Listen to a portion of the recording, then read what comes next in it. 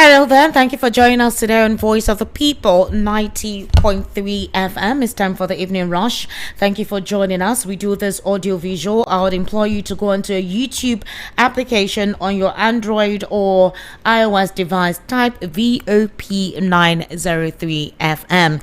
Yes, that's basically what you'll see. And obviously you can see the red button right there and you can virtually be part of the conversation this evening. My name is Esther Wachuku. Welcome to today's show, or rather today's program on Voice of the People 90.3 FM. We tend to have intelligible conversations right here. We intellectually edify ourselves with prominent issues occurring in the polity.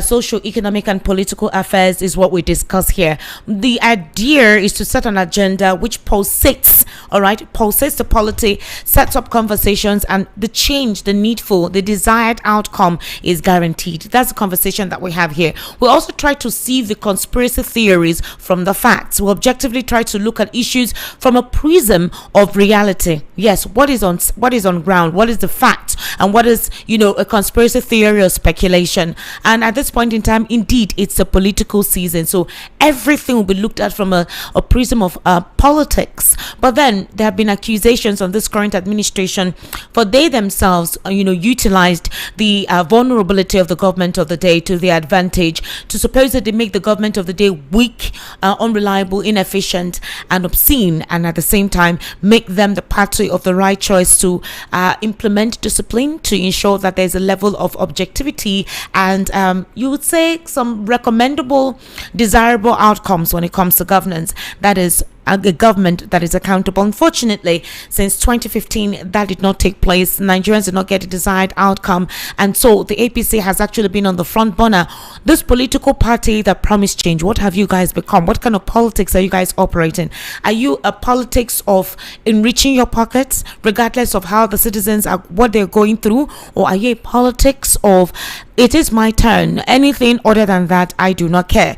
The 2027 elections is being looked at, but right now President Bola Ahmed Tinubu's administration is riddled with insecurity, and obviously his economic policies that others consider to be a fallacy. And when I mean others, not everyone. There are some Nigerians who believe that his economic policies will definitely take time to mature, but that is what Nigerians need. And others believe that no, his economic policies are ill-conceived and do not really have any verifiable outcome with the way the policy implementation has been since 2023. There are others who believe that the president is using a trial and error system or doesn't even understand the blueprint of his renewed hope agenda when it comes to economic policy implementation. However, we try to look at facts when it comes to issues like this. Today in Abuja, there was a major protest. Nigerians were calling out the government of the day and saying that Tinubu must go.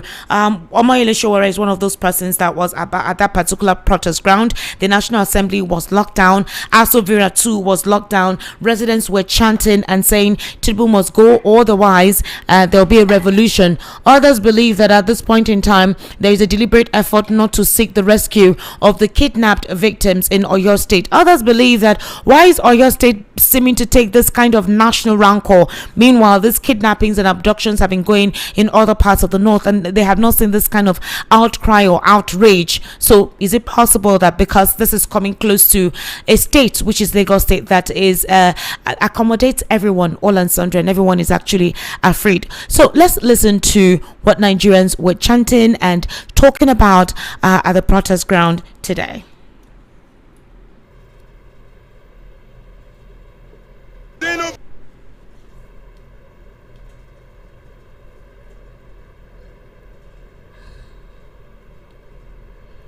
So today, while Nigerians were possibly preparing to go to work, others decided that things needed to change this time around because the situation on ground has propelled Nigerians to have a rethink of what they consider to be, is it about national cohesion or should it be about everybody go mind your business, or would one look at things from a prism of politics?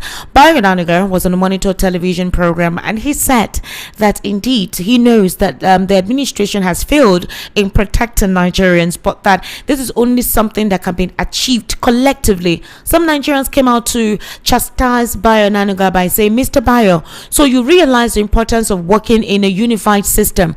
You realize that we all need to do this together, and it has nothing to do with one individual, but you're one of the persons that have divided this polity along religious and ethnic lines, and now you're soliciting Nigerians to work together. If you guys believed that the president has what it takes to protect this country, then let him do that. Showara believes that the president stole his presidency in 2023. He did not win that election, and called the president Boko Haram, called the president, ISIS, said he is the one responsible for the insecurity in the country. The question is this a time to politicize issues, or for Nigerians to beckon for good governance and accountability from the government of the day? So this is the protest today in front of the Aso Villa with the Take It Back movement, the also National Assembly, where there was heavy security presence across all the entry point.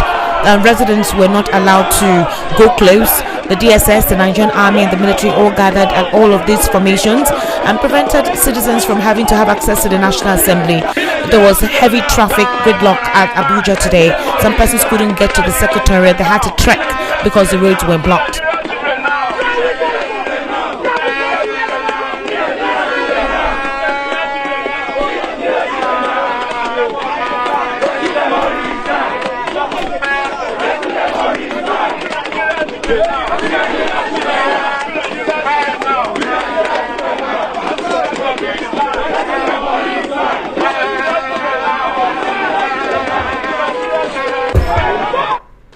So in that regard, while they occupied the entire entrance there, Showere is one of the lead persons, while that situation was ongoing. Now, there are talks that there needs to be a sense of a level playing field when it comes to this situation, and that everyone needs to be circumspect and very careful, so they do not give these guys the prominence that they require, that this is the prominence they want.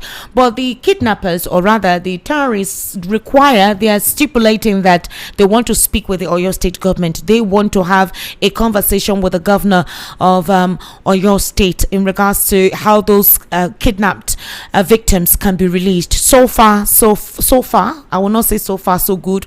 So far, so in between, because there's a vacuum. So far, so in between. There are talks that the entire situation and the supposed attitude from the federal government is politically motivated. The question is that true?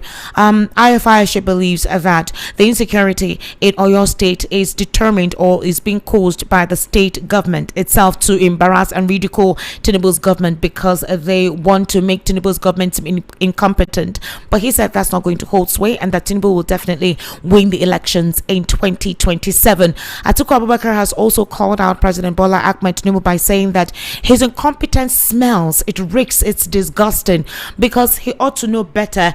These terrorists are persons that he knows that they know their names, they know their hideouts, and they're pretending not to know exactly what's going on in the polity, that it is important for him to do the needful, otherwise he steps down from that position. The buck stops at his table, just like he criticized Goodluck Ebele Jonathan way back in 2012. Meanwhile, while all of this is going, the political space is actually getting riled up. The president's wife has also spoken, but not in regards to what is currently going on. However, Marco Rubio of the United States of America has this to say. Many were very concerned about violence against Christians. We are now actively in counterterrorism cooperation with the Nigerian government and Nigerian security forces, including a joint operation a couple weeks ago that took out the number 2 leader of global ISIS operating from inside of the country, and that continues. On Nigeria, where many were very concerned about violence against Christians. We are now actively in counterterrorism cooperation with the Nigerian government and Nigerian security forces, including a joint operation a couple weeks ago that took out the number 2 leader of global ISIS operating from inside of the country, and that continues. All right, Marco Rubio is saying that they've taken a policy upon themselves to ensure that the spate of insecurity is reduced at the barest minimum, and they're working with the Nigerian security operatives, the Nigerian military, to ensure that Boko Haram and ISIS does not continue on their Christian genocide spree. Remember, I told you that there's a $5 billion Naira award on any Nigerian who can do what you call digital documentation of all the killings, the kidnappings, and terrorism related activities in Nigeria. There's going to be a 5 billion Naira award. I think they want a concrete documentation, so it's not hearsay. There are a lot of persons who are writing to the United States government about the insecurity in Nigeria. The Nigerian government have said these persons are overemphasizing or exaggerating the state of insecurity in the country because they want to make Bola Ahmed Tinubu's government seem weak-kneed or lack of spine or just all about politics. Others believe that that's not the truth. The political will from the government of the day is lacking, and so if the government of the day cannot resolve the situation as with insecurity coupled with the economic stifled condition that Nigerians have found themselves, then if the international bodies can help, then they need to come in this time around to help. While all of this is going on, obviously the political space is still very much rife.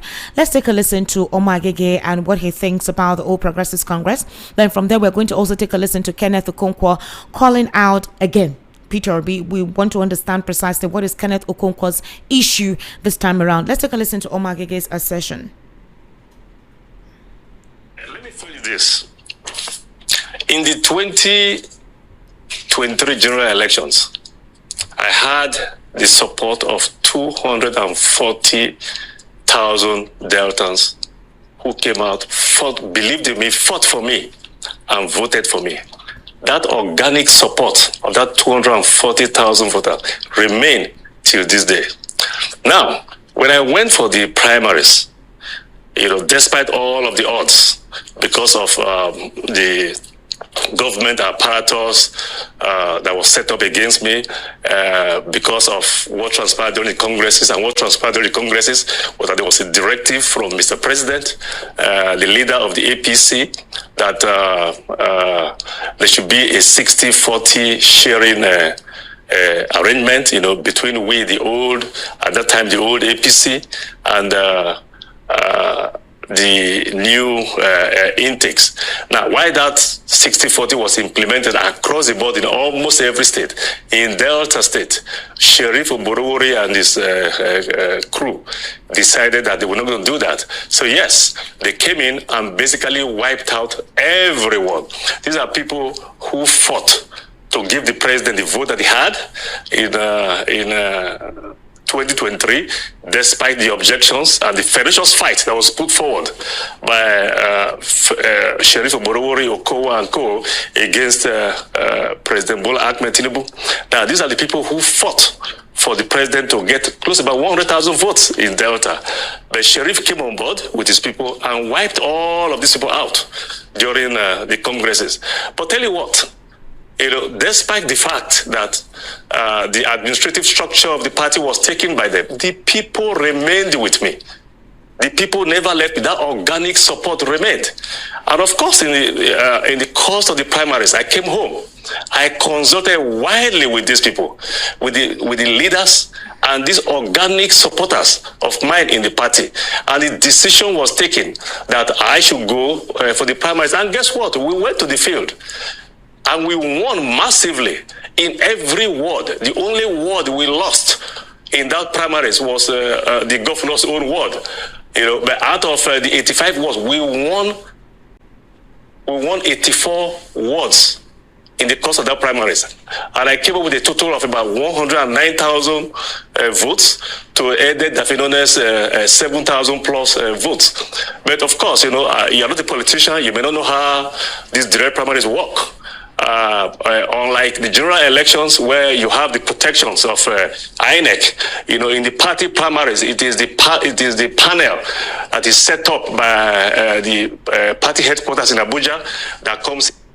All right, so while all of this is ongoing, the political class are lamenting, especially for those who lost the primaries of the All Progressives Congress.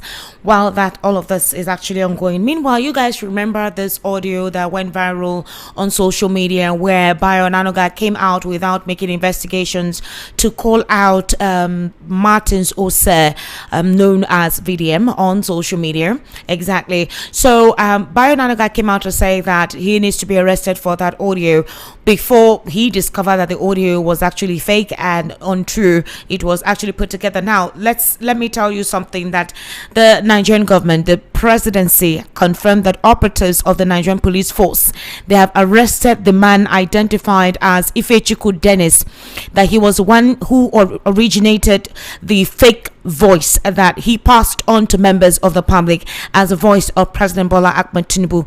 That video, on that particular false video, the president was said or alleged to have said that he will cause insecurity, and that the insecurity going on in the northern region are caused by the political class there, and if they cannot resolve it, possibly to derail or embarrass his government, then he will leave it to them. He doesn't care. And that he called Peterobi to supposedly step down and support him, but that Peterobi refused. So he's going to cause insecurity in the southeast, that it will start from there. The presidency have disclosed that audio is fake, untrue, based on digital investigation. Now the question is this young man, well, supposedly the person who is the originator of that audio, has been arrested.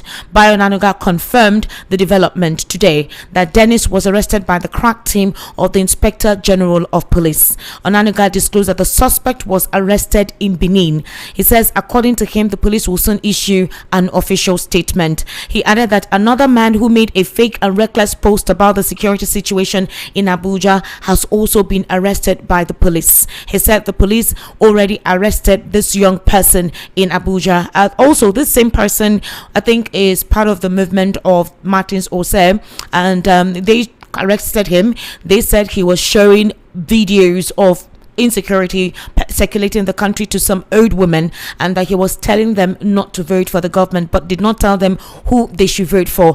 He came out to say that he was told that if he continues like that and he's rearrested by the DSS, he will disappear, that they will not find him anymore. So the question Nigerians are asking is, if the Nigerian government could expeditiously find out the originator of the fake audio, why have they not been able to release the kidnapped children in Oyo State? Why have they not been able to release the kidnapped members in Ngoshe, 416 of them within Boko Haram custody? Why have they not been able to release 176 Nigerians who reside in Kwara State, who Boko Haram said they are going to be graduating very soon because they have converted them to Islam? This is a big question. In the meantime, let's move on to Kenneth Okonkwo, this time around alleging that a close ally of Peterobi, who is supposedly close to Peterobi, should not be trusted, because this ally had actually wanted Peterobi to deputize Atiku Abubakar, and that when he was asked if he had told Peterobi this, that Victor Omer said yes, he had told Peterobi, and that Peterobi is very stubborn that he refused. Let's take a very brief listen to this.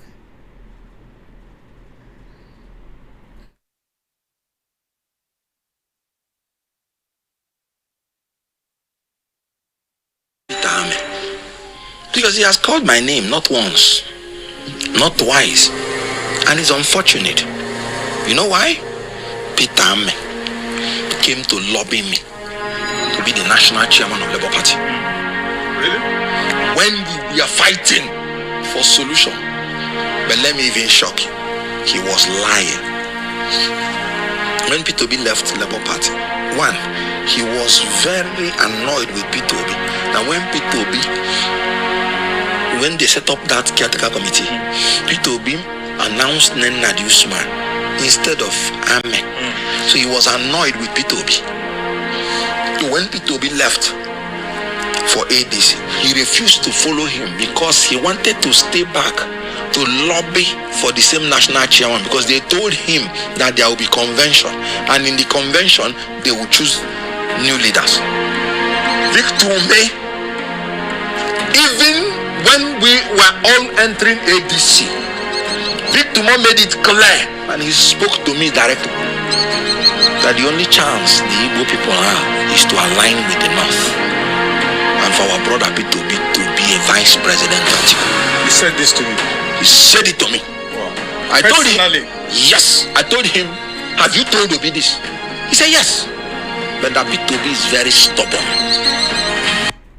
Yeah, that's Peterobi. So that's Kenneth Okonkwo there. Kenneth Okonkwo is also alleging that the NDC is being owned and co-sponsored by President Bola Ahmed Tinubu. He alleged that Nigerian Democratic Congress is owned by President Bola Tinubu and the APC. He made this allegation very recently. He claimed that the NDC was registered after its national leader, Seriake Dixon, allegedly met with Tinubu. Okonkwo alleged that the party was created to lure its presidential candidate, Peterobi. According to him, Obi has now been trapped politically by joining the NDC. He says NDC is Tinubu and APC political party. It's now that Peterobi is even more trapped. Can't you see? They were not registered until I heard it from the obedient mouth that there was a meeting between Dixon and Tinubu, and then they registered NDC. Meanwhile, INEC is now under the radar. Nigerians are calling out INEC. There are talks that certain people's data are being wiped out. You have your voters, your PVC. You go to INEC portal. While you try to check your status, it tells you you're not validated, or they cannot find your profile, and it's actually causing apprehension and panic. I've been calling INEC to see if they can give us a clarification as to this. They're always involved in one meeting or the other. I do hope that I'm able to get across to them, possibly by the grace of God tomorrow. If possible, between now and tomorrow, I should be able to have access to one of them who can clarify what is going on. We heard that since Monday, our next database have been having issues. Persons who want to check their status are telling them either invalid, data not verified, and or whatnot. There are talks that INEC is already disenfranchising a lot of Nigerians who have actually registered for their PVCs. This has caused panic in the polity, and they're already calling out, the INEC chairman, Amukwiton, saying that he's working for the APC, and that anyone who supposedly is voting for opposition like Peterobi or Atiku Abubakar are being disenfranchised. They are also swapping votes from one region to another. How true that is, we're going to investigate it. We're going to verify from INEC precisely what is going on. So, for example, somebody complained that they had checked their details and that their details were not found, that they have their voters card and that they had called all the 3 contact center numbers and they are switched off. Something is going on with INEC. Something is sinister with INEC. So they check and they see, welcome to the voter verification service, voter not found. So far, so good. There is a lot of issues ongoing in regards to that. INEC has not yet made any statement as to what is going on with their website and why Nigerians who have been trying to check their status have not been able to check it, or if their status is not coming back verified. We will definitely try to contact INEC to speak with them as to why that is ongoing. In the meantime, Nigerians, at this point in time, this is a very sensitive period and you need to verify every information before you say it out there. The federal government is clamping down on anyone who seems to be heating up the polity or taking advantage of the insecurity in the country by either causing panic, spreading information that is unverifiable, or statements that cannot be solidified, so you can easily be traced. But the question is, if people can be traced and apprehended for something like that, why has the situation with the kidnapped school children and the teachers in Oyo State not being done very swiftly? Also, the residents in Ngoshe, or rather persons who were abducted, who are currently within the custody of Boko Haram, why have they not been rescued? Whatever motive is behind the stalling of that. Also, the same thing in Kwara, where you have 176 kidnapped victims within the custody of Boko Haram. And like I said yesterday, profiling has commenced in full on, and there are warnings on Nigerians to stop this profiling. Is going to give a negative outlook, and nobody wants a civil war, possibly because of the escalating situation within security, where some leaders of the Fulani ethnic group have not come out to distance themselves from those who are perpetrating the mayhem in that particular region. Some Nigerians are becoming apprehensive and afraid, and at this point in time, wrong profiling could lead to something else. There are warnings that Nigerians need to be very careful not to wrongfully profile anyone, which could cause a civil war. That's the warning on ground now. I'm going to be calling Barrister Darlington Agumo via the telephone. He's not here in the studio. I think he's stuck in traffic. I spoke with him earlier. I thought he'll be in here in the studio with us, so we have to go via the telephone route to speak with him. Possibly he will share his insight with us, and hopefully in the long run he can join us in the studio. I don't know where he went to this evening. Possibly had to go for something very important.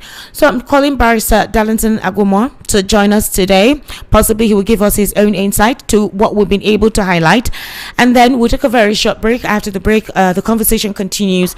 Then we'll open the phone lines where you get to be part of the conversation this evening. You're currently listening to Voice of the People 90.3 FM. My name is Esther Machuku, and this is the Evening Rush. Barrister Darlington Agumor, it seems you're not...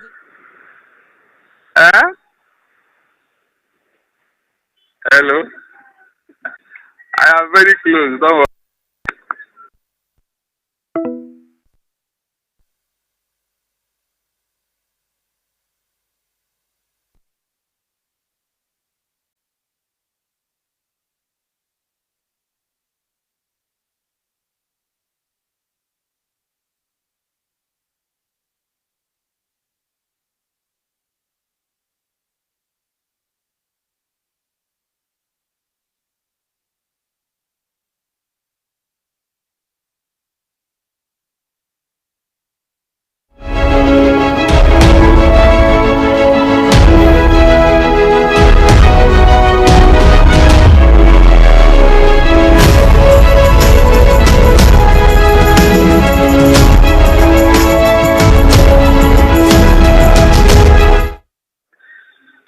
Hello? Barrister, where are you? Good evening. I'll be there in 5 minutes. Don't worry. Let's start off the conversation, Barrister. We've run out of time. I am sure you've heard very well, Barrister, what's going on in the polity very recently. There are complaints from INEC headquarters from Nigerians concerning them not being able to access the validity of their voters' registration. INEC has not said anything for now. Do you think there is anything sinister ongoing? Hello? Hello? Barrister, can you hear me? Please kindly respond. Can you hear me?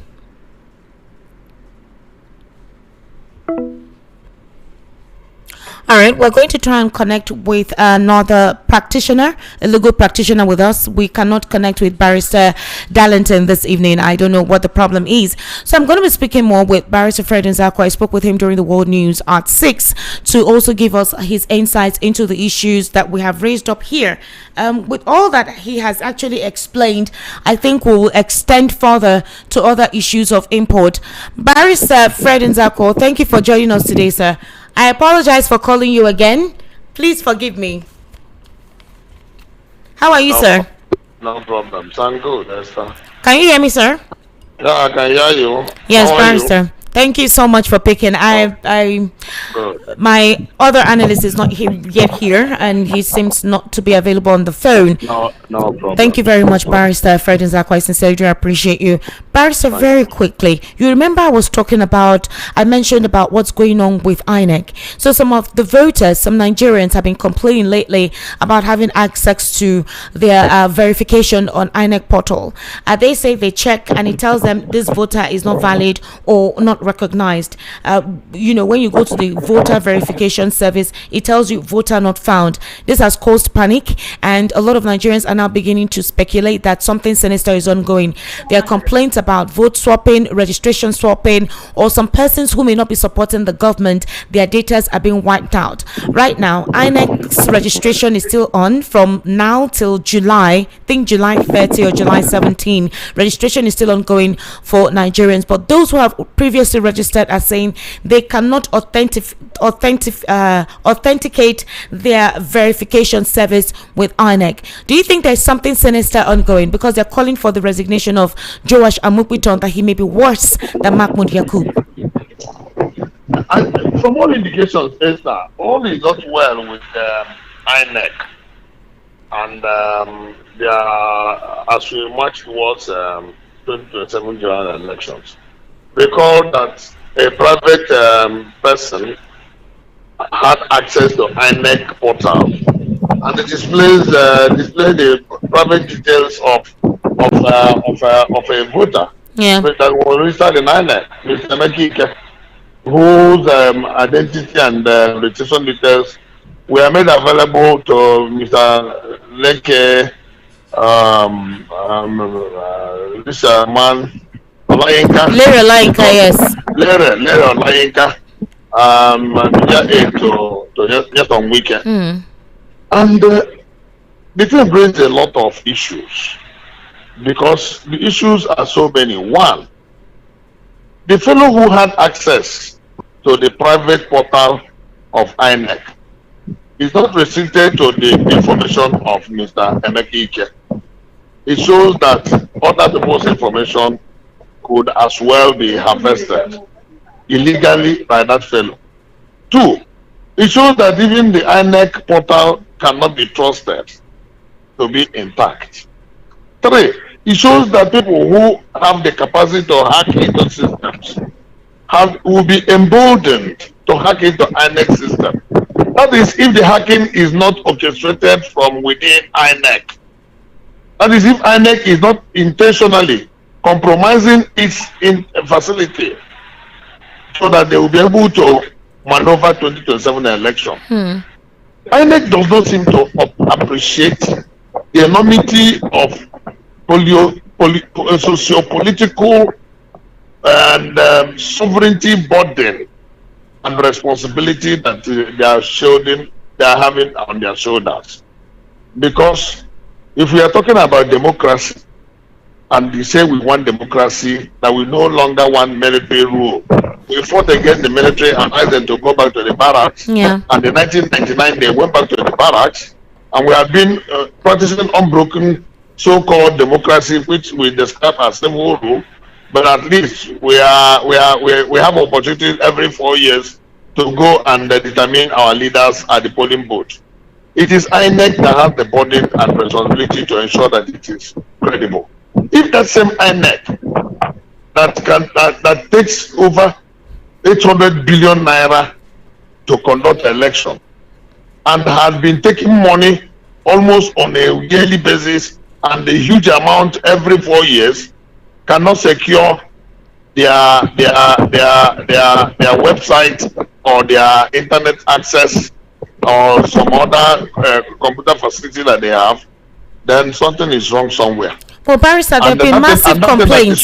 Somebody just even sent a message on our WhatsApp saying that they too could not find their voter status. The complaints are now so massive. In fact, after what happened with Larry Lainka, a lot of Nigerians who did not pay attention to it started checking for their voter status via the INEC website. They also complained that they call all the center numbers, the numbers there, to actually find out what is going on, and that they have not gotten any response. So the question is, for some persons, they believe that there is something ongoing, and that this is the fear of the outcome of what transpired in 2023, where the INEC portal was shut off. That in this particular case, after, if at all there is something wrong with INEC server, by the time they come back, a lot of things may have changed. Either numbers relocated, persons registration and bio data and profile exchange swapped, or something for the convenience of any candidate that INEC is supposedly supporting.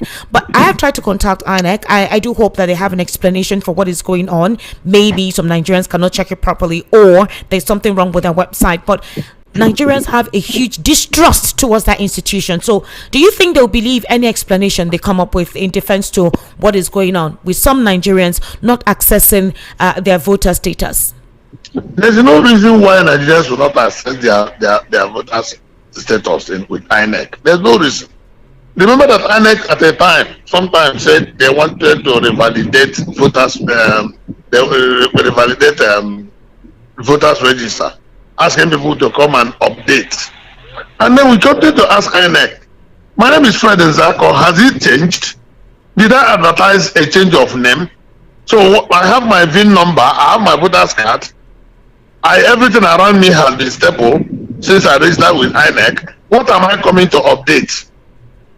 That is a critical question I just have been asking. And then INEC, meanwhile, they were asking people to come and update their data in the system at a very critical time when there was no time to do that. And I just said, look, this cannot happen. We shouted. The best they did was that they stepped it down. They said they will continue with that exercise after the general election. We said, fine. You don't change the goalpost in the middle of the game. You don't embark on such magnitude of updates. Yeah. When you obviously don't have the time, the citizens don't have the time. Yeah. All you need to do is preserve the data that you have. It is that preservation that is now the issue. The barrister is highly suspicious. The activity is highly suspicious. A lot of persons are wondering why is this happening at this time. And the worst part is that INEC has not been able to supposedly explain to Nigerians why this is happening now. This is a very sensitive period. There are several accusations. It's causing speculation across all the polity, and they're already blaming the All Progressives Congress for this. Yes, the INEC is not sincere. The bottom line is lack of sincerity. The bottom line is attempt to manipulate the system. The system is there. Don't forget that the computer system is garbage in, garbage out. If you put in something good, it will retain it. If you put in something bad, that is what it will chunk out. All the good things that we are putting, INEC has been trying to manipulate them. INEC is making effort in so many ways to undermine 2027 election. I'm yet to convince otherwise. And many Nigerians are also yet to be convinced otherwise. Because the snipers we're getting from INEC are not encouraging at all. They're not encouraging. And that is why the people have very little confidence in this current INEC. Very, very little. Don't forget that with the shenanigan of Professor Mahmoud Yakubu of 2023, under the so-called glitch, and his announcement of a major election in the middle of the night when people were sleeping, that mistrust has not been cleared. And if the current INEC knows what is good for them, it is to begin to build that confidence of the people. But instead of them to build the confidence, they have been making a mess of it more and more. More and more. By their utterances, by their actions, and by what is happening around them, Nigerians have very little confidence in this INEC. Very, very little. And that is why a major opposition party has said that they're going to set up their own IRF. If INEC think that certain IRF is a big deal, they will set up their own IRF. And the people, you log into their system, you will view the results. I've always been asking that question. If banks can operate around the country, and their system will be intact, so what is, people will hack the banking system because there is money involved and they want to make money. Those who are hacking INEC system, what do they want to make? They want to have a voters card or what? If not politician only at the point of election. And if banks can build firewall around their system, with INEC that takes huge amount of money from Nigeria, with your balance is still low to complete this call. Barrister, our credit don't short. All right, Barrister Fred Zako, I'll call you back, please. I'll call you back because I know I need you to finish your thoughts. I sincerely do. I apologize for that. It's Barrister Darlington's fault. Barrister Darlington Agumor, you're a late comer today, and you're going to pay me something for coming in by this time. Barrister, how are you? Esther. How are you? How was your court session today? In fact, I'm sorry. Mr. Darlington is here. Please, pardon me. Pardon me. You're going to pay a fine. I will tell you the whole thing. Okay. There was hold up even after we left the place. I know. Something else came up. So don't worry. I will tell you the story. No, I don't want you to tell me story. You're going to pay a fine. No problem. I will buy you those things you like, Barrister Darlington, good evening. Thank you for joining us today. I'm okay. So let's see from where Barrister Fred Nzako stopped. Nigerians are complaining. In fact, somebody just sent a message that they have been trying to switch their do a switch from where they are to where they currently reside, but they've not been able to do so. The person just sent a message that they've not been able to transfer their votes because they switched where they reside, So I think from Benin City to Akwa Ibom, thereabout. And so they cannot, they've not been able to do that. Some people said they also want to do right here in Lagos, where they changed their residence. Maybe you're staying in one street before you try to move over to another street, and you're trying to see how you can switch so that you can vote at the nearest INEC center. On that day there is no movement, but there are complaints all over that they're not giving them access to do so. Meanwhile, things are still open. Registration ends in July. So what do you think is wrong? Do you think the doubts that Nigerians have towards INEC is what is causing this, or there could be some technical situation that INEC needs to verify? From the time of creation of man, it is a well-known fact that the mindset of a human being is full of evil. The INEC you are calling was never structured to perform very well. That's you said from the onset of man. From the onset of this INEC. Okay. And so that evil mindset is still there, especially for those who want to shortchange the system. Esther, if you are not ready for a competition, what else is the next option? Is it not for you to shortchange the system, to find a shortcut? Why do you think Expo was invented? It's for those who don't want to read. So when people are saying that INEC this, INEC, no, it is left for you and I to tell them what is right. If you are expecting INEC to perform, it will not. Esther, from the time of man, the creation of man, the world was never created to be what? Nice.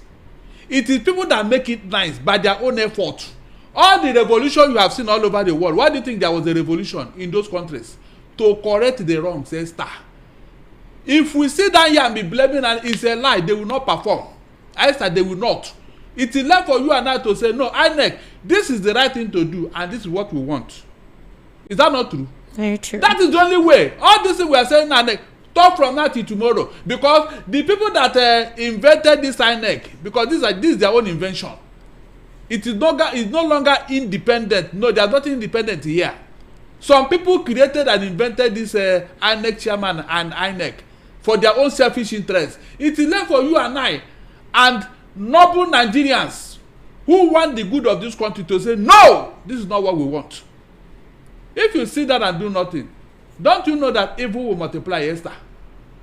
Will it not multiply? So that is the issue. All the people that are supporting this evil, what do you think is making them to support it? They are the same people who believe that if they don't do this thing, they will not eat. If they don't do this thing, they don't make progress. Oh, you don't know that people profiting from evil, Abi? Esther, you don't know. So, because that is their own modus operandi, their survival strategy in life, Esther, they will never do anything right. Because if they do, they will fail. They will fail. Because they are not ready to compete favorably with anybody. That is the issue here. And that's why I'm calling on these opposition parties. Come together. Come together. It was one day that evil was created. It is one day that man will what? Rubbish it and clean it out. That is why the Western world is moving forward. They were worse than us, Esther. Esther, the Western world was worse than us. Are you aware? Yes, sir. One thing people rose up and say, no. Go and look at how the Rockefellers became what they are. When the Capones were holding sway in America, I'm talking of gangsters. We watch their films, even today. So they woke up one day and said, no.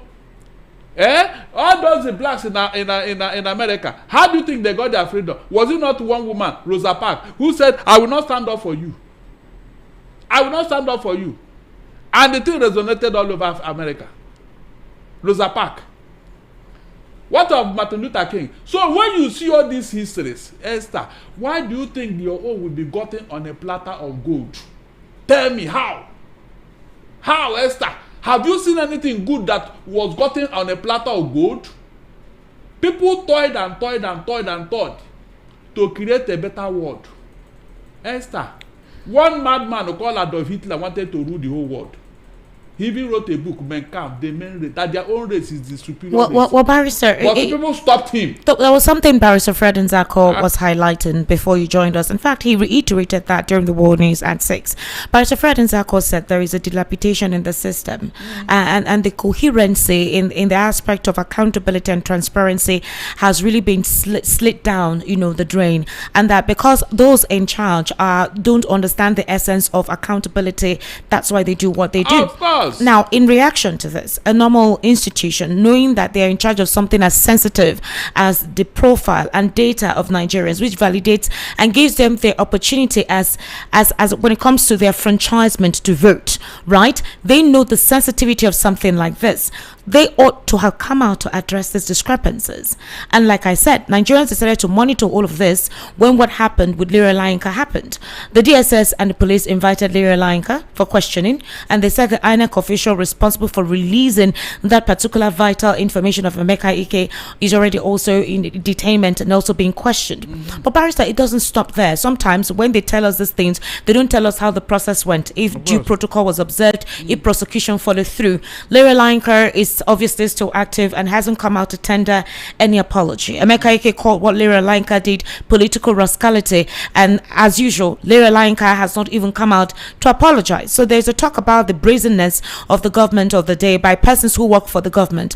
There were talks that Larry Linker ought to have been suspended, sanctioned, or sacked if the government of the day was very responsible. In regards to this, do you think that they're mutilating people's data with INEC to disenfranchise Nigerians, or there is just a technical situation or an upgrade being done within the INEC server? Larry or Linker have not told us whether it was only Emeka Ike's data that he collected. That's the only thing that he brought out.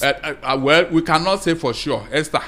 INEC responded by isolating that case, by saying that is the only case that he did. Esther, on what ground would that be the only isolated case? What is he looking for with Emeka Ike? Have you asked yourself that question? Of what importance is that, especially Emeka Ike's own? What was he looking for? I don't believe that that's the only one. I'm not joking. I'm not even sure whether my own phone number is not with them, whether they are not monitoring me. No, seriously, because this government is very, very huge on these things. Whenever you talk of good governance, you want to criticize them, tell them you become an enemy. Meanwhile, you're talking for the good of the country. So I am not sure my own phone number is not with them. I'm not joking. You're not sure your own phone number? I'm not joking. I'm not with what. Look at Emeka Ike, a non-state actor. No, it's not just phone number, picture, profile, your date of birth, where you reside, state of origin. Okay. Yes. Do you have your PVC? When he got all those things, do you think the phone number of Emeka Ike is not with them? No, everything is on. It's on your bio data. It's your complete bio data. Exactly. So if they can have his own, then imagine people that are more important than him, who don't like what this government is doing, and you think their own is not with them, Abi? It's not possible. Esther, the only solution, Nigerians, please wake up. I'm begging you. I'm on my knees begging you. If this country become good, it's for all of us. You will enjoy it. I will enjoy it. But if you begin to play this partisan thing, you have tribal thing, sectional thing, religious bigotry, my dear, it will be difficult to. Esther, I gave you an example here with Adolf Hitler. If the whole world did not come together, Adolf Hitler would have been ruling the world until he died. Maybe the German race would have been ruling Africa. Esther, that was his plan. Go and read that book, Mein Kampf. He wanted to use Africa as the fetchers of water and the hewers of wood. That is when they come and collect you, Esther. You go and work in a German plantation, do their factory, everything. When you get old, they will throw you away and they come and collect your children in Africa. And you will never go to school. All right, ladies and gentlemen, we're going to take a very short break. Like I told you, the police are beginning to arrest persons who are making and spreading false information out there. Bayo Nanuga has been releasing all of the details. They've gotten the third person now, and Nigerians are asking the Nigerian government if they can expedite searching for people in another state for posting information that cannot be verified that is untrue. What is stopping them from securing the release of abducted victims in Oyo State, in Kwara State, as well as in Ngozi? You're currently listening to the Evening Rush. We'll take a very short break, and then we'll be right back.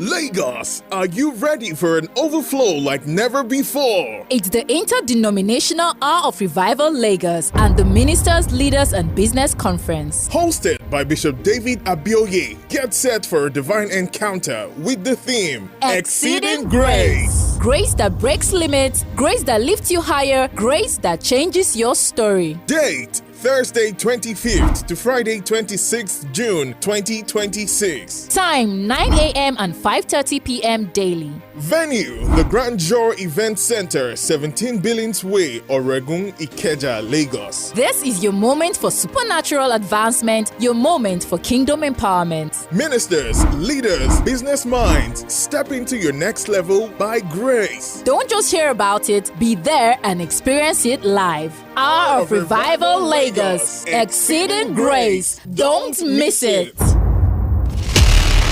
You are listening to the number one station. to Voice of the People 90.3 FM. Do not touch that dial. house dey dark and nepa bill dey choke. E dey worry you as e dey affect your business. Solution don come. Imagine say you wake up for morning, light no shake, fridge don block, business no get wahala, everything dey okay. No be dream o. With Yohaco, na you dey control your light. Yohaco dey sell gas cooker, freezer, fridge, and dem go furnish you with modern kitchen o. Whether na inverter, batteries, panels, smart street lights, be na solar AC system wey you wan use for house, business, abi for industrial work, Yohaco stand chim to help you. Bye to nepa bill o. No wait till transformer go spoil again o. Oya run call Yohaco for 070-121-30260 or 080-324-82573, or you fit to call 080-669-60066. For Lagos, we there for shop F1179 industrial section, or Joe Alaba International Market, or shop G6 electronic section, Alaba International Market, Headline, Ute Ubochi Plaza, Abuja office na Corporate 13, Dubai International Market, back of Games Village, Karu District for Abuja. For Port Harcourt, we there for number 51, Oporo Road, Eziowa Elite Trade Center for River State. Yohaco website na www.yohacoproducts.com. Online store na www.yohacostore.com. Yohaco, from sun to earth, we dey make your mind dey cool. To the city's #1 super dial.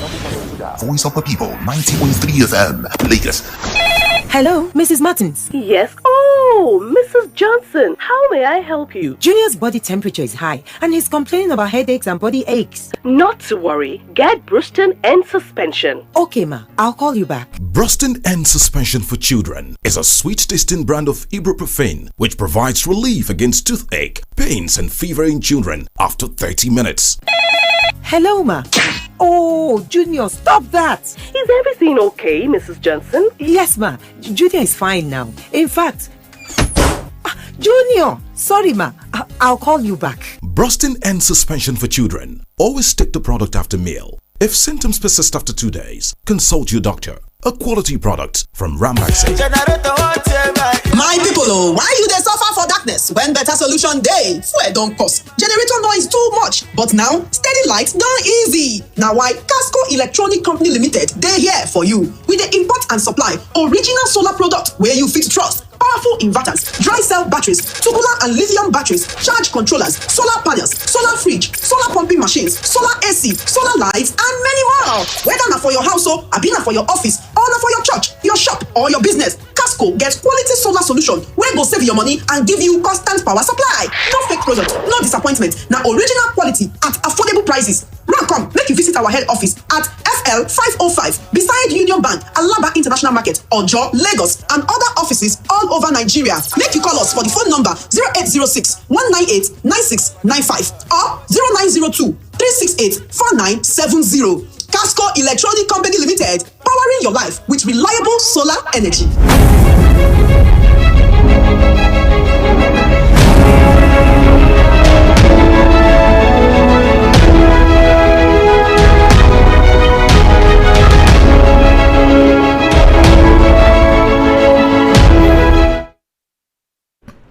Welcome back. This is still the Evening Rush right here on Voice of the People 90.3 FM. My name is Esther Wachiku, and obviously I have Barrister Darlington Agumo in the studio. Barrister, so we're going to speak very quickly so we can take calls because it's not the people's fault that you came in late.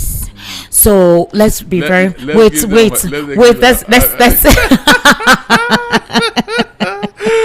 oh my God. So let's be fast, chon, like we're slicing onions. Exactly. Very quickly. So I told you that they're already getting pictures and evidence of persons who spread false information. So Nigerians are now wondering if you guys can actually apprehend those people. The person that false audio that circulated, that buyer without investigation came out to call for the arrest of very dark man, that is Martin Sose. Well, they've gotten the person at Benin City.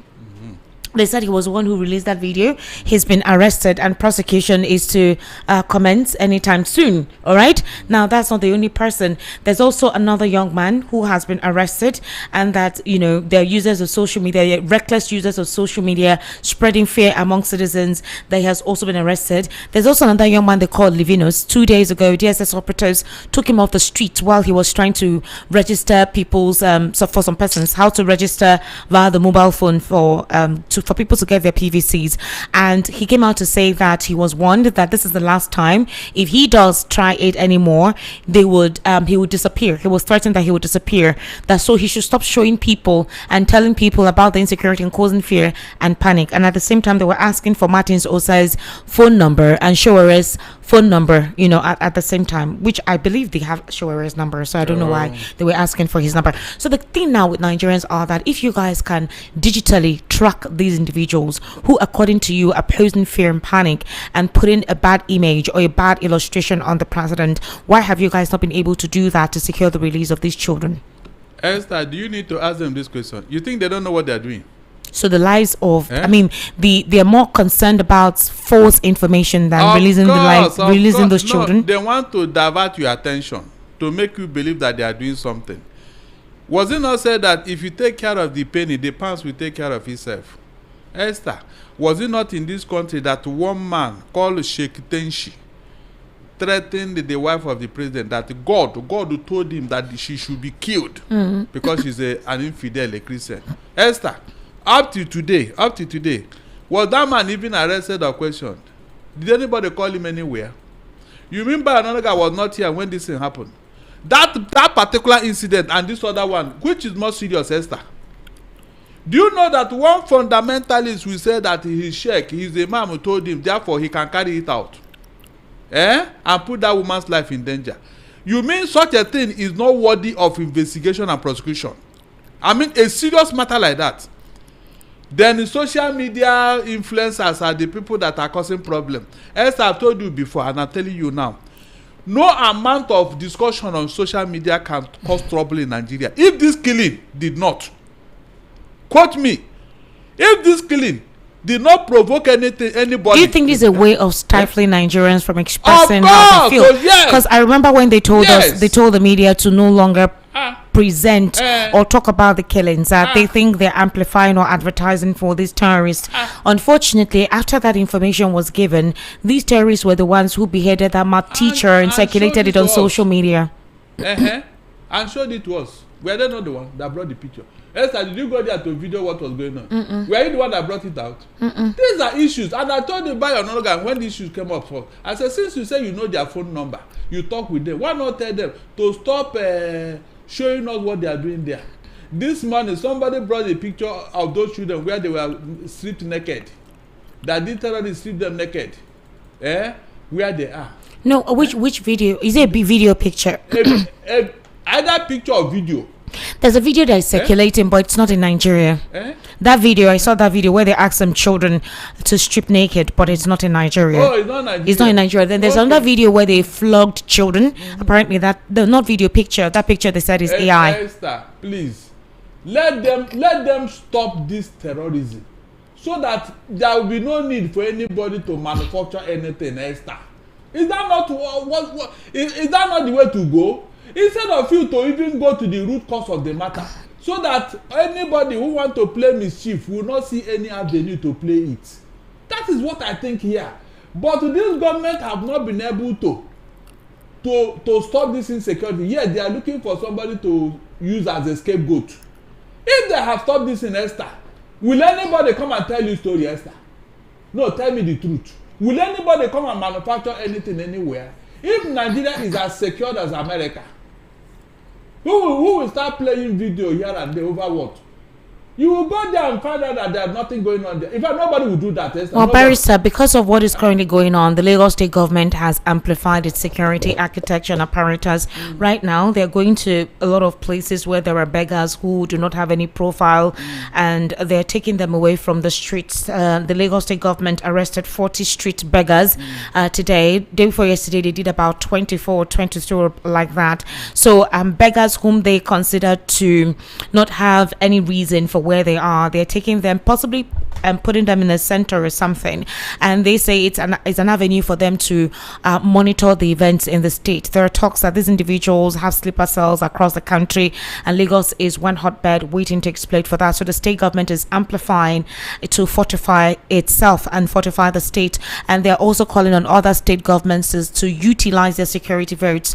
In the meantime, however, IFI is insisting that what happened in Oyo State was deliberate, possibly sponsored by the state government to embarrass Bola Tinubu's government. And Sheyi Makinde, possibly because he left the PDP, joined the APM and called up President Bola Ahmed Tinubu. They feel that the reason why the current administration has not really done something very quick about it or expedited the motion for securing the release of those children is because they feel that Sheyi Makinde has not kissed the ring. What's your take on that? Mr. Darlington is telling you here and now, Esther, that this thing that they are looking for whom to blame is a way to divert your attention. Esther, don't listen to them. I'm not joking. Both the Fayosho or his paymasters. Is it not obvious what happened in Oyo? Makinde joined the APM to contest or challenge the Tinubu in the Southwest. Yeah. 2 days after this thing happened, two of us. Very true. So, I mean, they said the witch cry in the night, the pikin die in the morning. Are you asking who did it? Why Oyo State? Remember, this is not the first second or third time because of Makinde and his, no love lost with Tinubu. Makinde, Oyo State has become a battleground in the Southwest. Why is Osun quiet? Why is Ogun State quiet? Other states surrounding Southwest. Why is it only Oyo? Because Makinde had the temerity. Listen to my word, temerity to challenge the Tinubu in Southwest, to share from his vote. Is that not the only problem, Esther? Why is the Fayoshe not looking at it from that angle? Why would the Makinde play politics with the life of his own people? I don't know him for that. Esther, I did not know him for that. You know when I think that these people know what was going on? It was when they started blaming Makinde that he's the chief security officer. He should have done it. I said, look at that. No governor in Nigeria has any power to even tell the police commissioner in the state what to do. They are just chief security officer on paper. In reality, they don't have any power. Even Abuja will not allow it. Barrister, do you remember, I don't know if you listened yesterday where I told you that David Hunde made an expose about very close ally of President Bola Ahmed Tinubu moving to hijack Nigeria's telecom industry. Yes, 400 billion naira airtime lending market. So, quick listen to this. Associates and close allies of the president are reportedly orchestrating a bid to dominate Nigeria's airtime and data credit lending sector, an industry estimated to be worth about 400 billion naira annually. This development was made known by David Hunde on an X post. I mentioned it yesterday. Now, you do recall that popular airtime and data credit services such as MTN Extra Time, Airtel Advance and similar emergency offerings have been immersed in regulatory battles in recent months. These services have long allowed tens of millions of Nigerians to borrow small amounts of airtime or data and repay upon their next recharge. In July 2025, the Federal Competition and Consumer Protection Commission (FCCPC) introduced a digital, electronic, online or non-traditional consumer lending regulation. The rules classify airtime and data credit as traditional lending, requiring strict licensing, consumer protection, explicit interest rate disclosures, and rigid compliance frameworks. Following the policy's introduction, major telecom operations suspended the lending services they were citing compliance challenges. This move led to the suspension.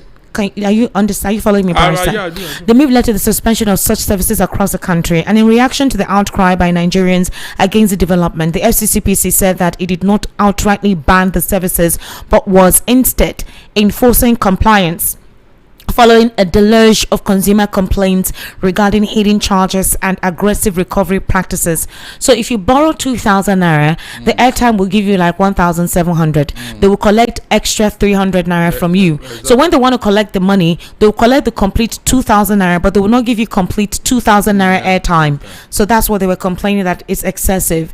In his revelation, Hunde said that Idris Saliu Alubankudi, These are the names of the persons who are close allies of the president. His name, Idris Saliu Alubankudi, Special Advisor to the President on Technology and Digital Economy, and his brother, Shamsuddin Shams Saliu Alubankudi, that the key figures allegedly building a major enterprise to take over the vacuum in the telecom and ICT space over the past 3 years. Hundeyin, who says he has followed the issue for over 2 years, described their activities as a calculated attempt at aggressive state capture, drawing a direct parallel to the tactical maneuvers used by post-Soviet oligarchs to hijack key national industries. Hundeyin claimed the Alubankudi brothers, whom he described as being very close to Tinubu and his family, are strategically positioning themselves to control a systematically vital artery of the Nigerian economy. So he says you'll be hearing names like Idris and Shams a lot in the coming days. Critics of the administration have drawn comparisons between his move and previous ones seen under the current government, pointing to how business umpires like the Shaguri Group have been positioned to capture and dominate critical, highly lucrative sectors of the country's economy. So far, nobody from the presidency has responded to this. I have also tried to look into these two guys. Indeed, they're very close allies. They work for the government. But the question about the 400 billion naira syndicate is a very huge money. This is a deregulated sector. Are we seeing a state capture of vital institutions in this government? I was expecting Abayo Nanuga to respond to this, since he's very quick to respond for the president. So are they seeing an everlasting capture of institutions that ought to have a sense of flexibility? What are we seeing here? Esther, you already captured. No, I'm not captured. The economy is captured. The politics is captured. Every aspect of our life is captured, Esther. Don't deceive yourself. People are in charge of your daily life, but you don't know. People are controlling Nigeria as I talk to you now. Some people, their own is to just wake up, brush your teeth, eat, go to work, or come back, sleep, wake up, go to work. That is their daily routine. Whatever is happening around them, they don't know. Some people are pulling the strings somewhere, Esther. I'm not joking. It will be difficult, Esther, for anybody to make headway if you are not in that circle. Quote me. If most Nigerians think that this thing will go away over, it's not possible. That is the idea. That is the modus operandi of what? Dictators. They want to capture everything through their cronies, so that you will not have a say. You will not have the impetus to challenge or attack them. Because if you don't have the financial resources, what are you going to do? What will you do? If you don't have the financial resources, Esther, in fact, you'll be praying for daily bread. You'll be praying just to eat in a day, so that you won't have time to think of what the government is doing. That is the idea, Esther. That is the idea of this administration. Everybody that is around, look at how they are empowering all their people, from Agberus to to hangers on, to non-state actors, so that they will be there to support the system. Esther, that is how it has been built. Except we say no. Look, when I say except we say, you don't know I said Nigerians need to wake up now, because this thing is starting. If it is entrenched, Esther, we may not be able to overcome it, because one, all those people that are supposed to talk, they will either disappear, or they will render them what? Useless. I said they will either disappear completely, or they will render them useless, comatose, so that it will be difficult for anybody to even organize a protest, not to talk of challenging government. That is where we are heading to, Esther. Look around you. Why is everybody jumping towards that one direction? And if you come, you are giving money. You are giving money. Those who did not collect money now, they are jumping out. So you had Agbabio. He said those who failed the election. Oh my God. He said those who failed the election, they will find a way to what? Accommodate them. Esther, how are you going to accommodate somebody who failed the election? No, was that the one that said it? Agbabio said, because he's going to use the same template they use for him, because he never contested or won any election, but he's the senior president, Esther. How do you justify that? So these are the things they are going to use. All those people that are going to play a major role in their circle, they will find a way to accommodate them. But Barrister, how do you see this election with all of this going on? How do you see 2027 elections to be? Esther, my fear, I don't want to embarrass anybody, but Nigerians, wake up. What I'm seeing from the crystal ball is not too good. We have talked enough. It is time for us to say no. for the sake of our children, Esther. Is there a likelihood of Tinubu winning these elections? Esther, I will ask our next chairman and those who want to allow it. You ask INEC chairman? Yes, I will ask him. Why? Because he's the one doing all the shenanigans. Is he not the one? What shenanigans? All those things that he has been doing in favor of APC. Hey, Chineke God. All those things he's doing in favor of APC. Esther, mention any court ruling that is against opposition that this man has obeyed. Mention one. Just one. But when it is in favor of APC, you will see him. Even the one that embarrassed me more was that section 2 of that electoral act about the certificate forgery. Esther. Barrister. How do you justify that? We're going to be opening the phone lines very quickly. Who do you think that they want to favor, Esther? Who do you think? Is it Peterobi or Atiku? Barrister, we're going to be opening the phone lines very quickly. Kenneth Okonkwo, that'll be our final conversation. Barrister Fred said there's no need to give him credence, but he's still spilling. So in a recent interview, Kenneth said that Victor Ume, a close ally of Peterobi, actually did that he spoke to Peter to deputize Atiku. So we also heard, and I also got, this one is a personal conversation or whatever I got from close allies of, the NDC, persons who are working in the NDC and those who were in the ADC. Atiku tried to poach most people of Peterobi's group while he was in the ADC. The idea was to supposedly seduce him to see how he could accept to become the deputy for Atiku. Atiku himself did not personally call Peterobi to speak with him, but they sent emissaries. This person said almost all the obedience were poached, especially either with money or one thing or the other.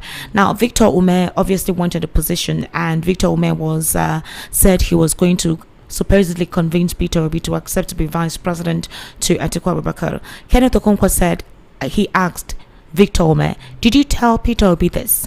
Because Victor Ume said that's the only way Igbos can get close, to the presidency, if Igbos really want to be part of the political circle. Victor Ume said yes, he did tell Peter, but that Peterobi is very stubborn. So Kenneth is trying to defend himself that he's not speaking out of the blue, because Victor Ume that is speaking is the one who called him to make all of this statement. So he doesn't understand why Victor Ume is speaking as if he doesn't know where he is coming from. And there are talks that very close allies of Peterobi are the ones actually betraying him. There are also calls on Seriake Dixon that he has trapped Peterobi in the NDC. You heard what happened with Aisha Yusufu. Peterobi asked that there needs to be sacrifice, and others are saying if that was the case, why didn't you sacrifice to deputize Atiku? You're asking people who also have political interest to sacrifice, because NDC is a new party. Seriake Dixon said all the information we're hearing on social media about the party is all fake, and that they're all here together to work as one to set up something different. What is your disposition with what Kenneth said, that the NDC is a Tinubu party? Esther, it's a lie. Okay. It is a pure lie. That means Peterobi is working for Tinubu. That's what he's saying. That's what he's alleging. That Peterobi is working for Tinubu. Can you just imagine, Esther? On what ground? That's what we don't know. You see these people when they talk. Where is the evidence to these facts? He says because Peterobi left the ADC, which fractured the opposition, joined the NDC immediately after Seriake Dixon had a conversation with the president or met with the president, that the NDC is sanctioned by a court order.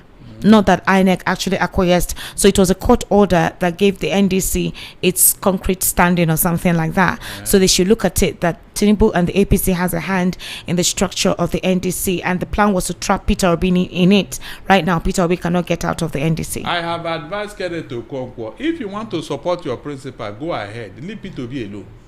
I don't know why every time you want to join a Peterobi in your issues. Whatever happened between Peterobi and Atiku is past tense. Everybody has moved on, Esther. I don't want people to dwell on things that are irrelevant now. Peterobi has moved on to NDC, and the place is attracting the attention of the people. So I don't see this anybody in any party is working for Tinubu. In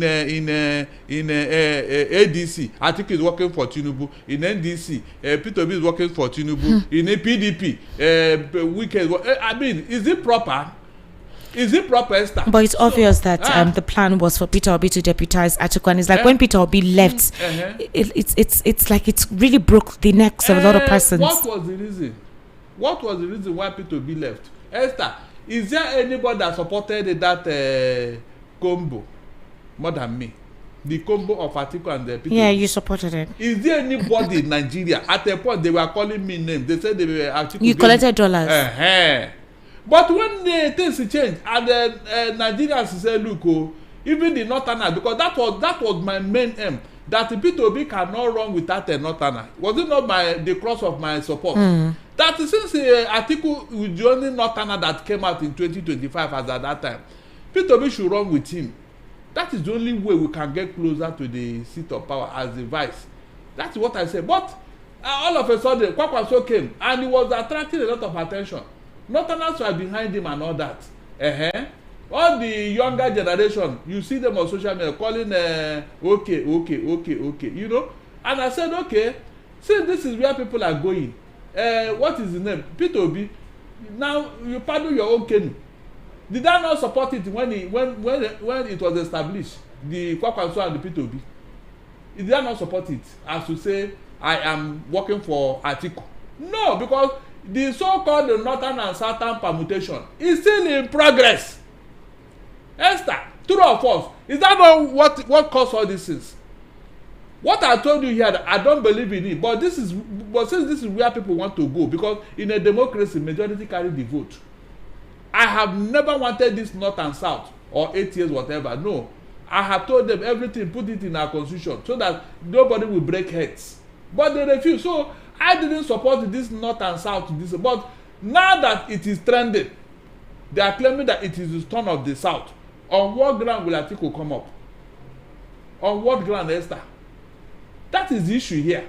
So for a Peterobi being in NDC, yes, he felt he can do it, that it is his turn, and people are supporting him. Why would the Kenneth Okonkwo be talking? He wanted, that one was past tense.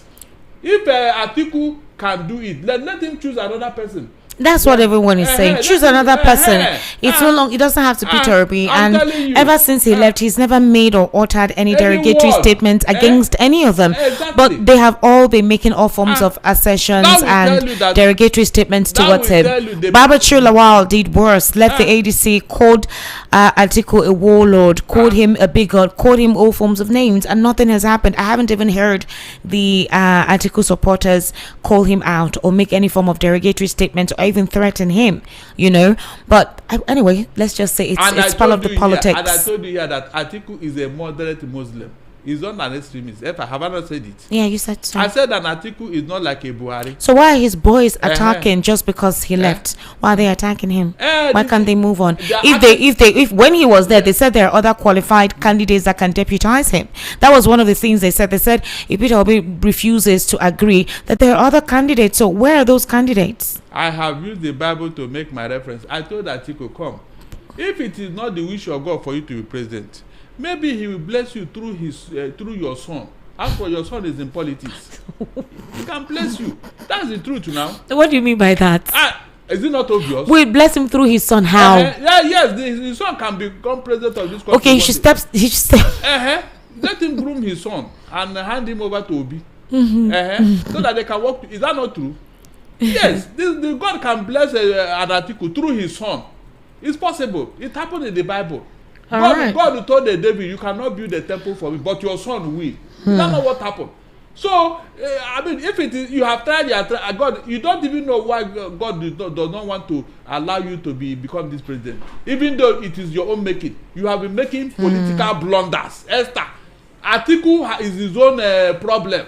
I have blamed him here because of all the mistakes he has made. He made the political blunder severally. So let him go and lick his wounds and stop trying and wasting other people's time. That's what I'm advising him. All right, Barrister, let's take your calls, please. 60 seconds, okay? So we can take as many calls as possible. We have a program coming up very shortly, all right? So please go straight to the conversation. No name calling, no derogatory statements. Just state your facts, what you know, and in addition to what we've talked about this evening, or any verifiable recent information you've been able to garner. So I'm going to quietly carefully call the number so you don't get it wrong. The number to call is 080 3692 9933 080 08036929933. The WhatsApp number is 0817-1756-338. 0817-1756-338. That is the WhatsApp number. If you're watching us on YouTube, you're in diaspora, you can call the WhatsApp number as well to contribute to the conversation we're having this evening. Hello? Hello? Can you hear me? Good evening. Good evening. How are you? What's your name, sir? My name is Buhari. Buhari? Yes, sir. Boo Boo, where are you calling from? I'm calling from Lagos. Boo Boo from Lagos. All right, Boo Boo, let's go ahead. Mr. Darlington, good evening. My brother, good evening. I'm asking you quietly. Asking what? Is Buhari not a name?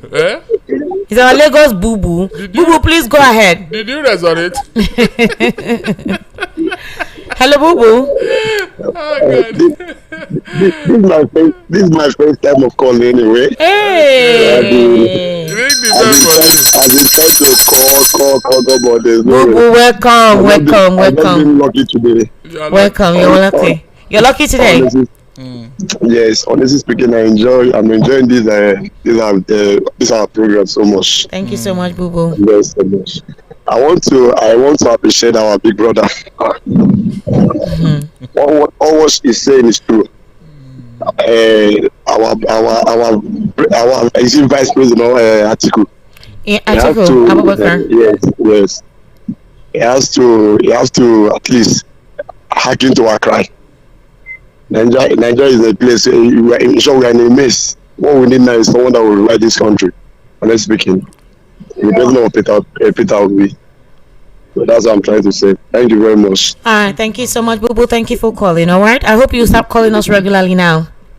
Yes, I will. Right. I'm driving. I didn't even know that people pick my call. All right.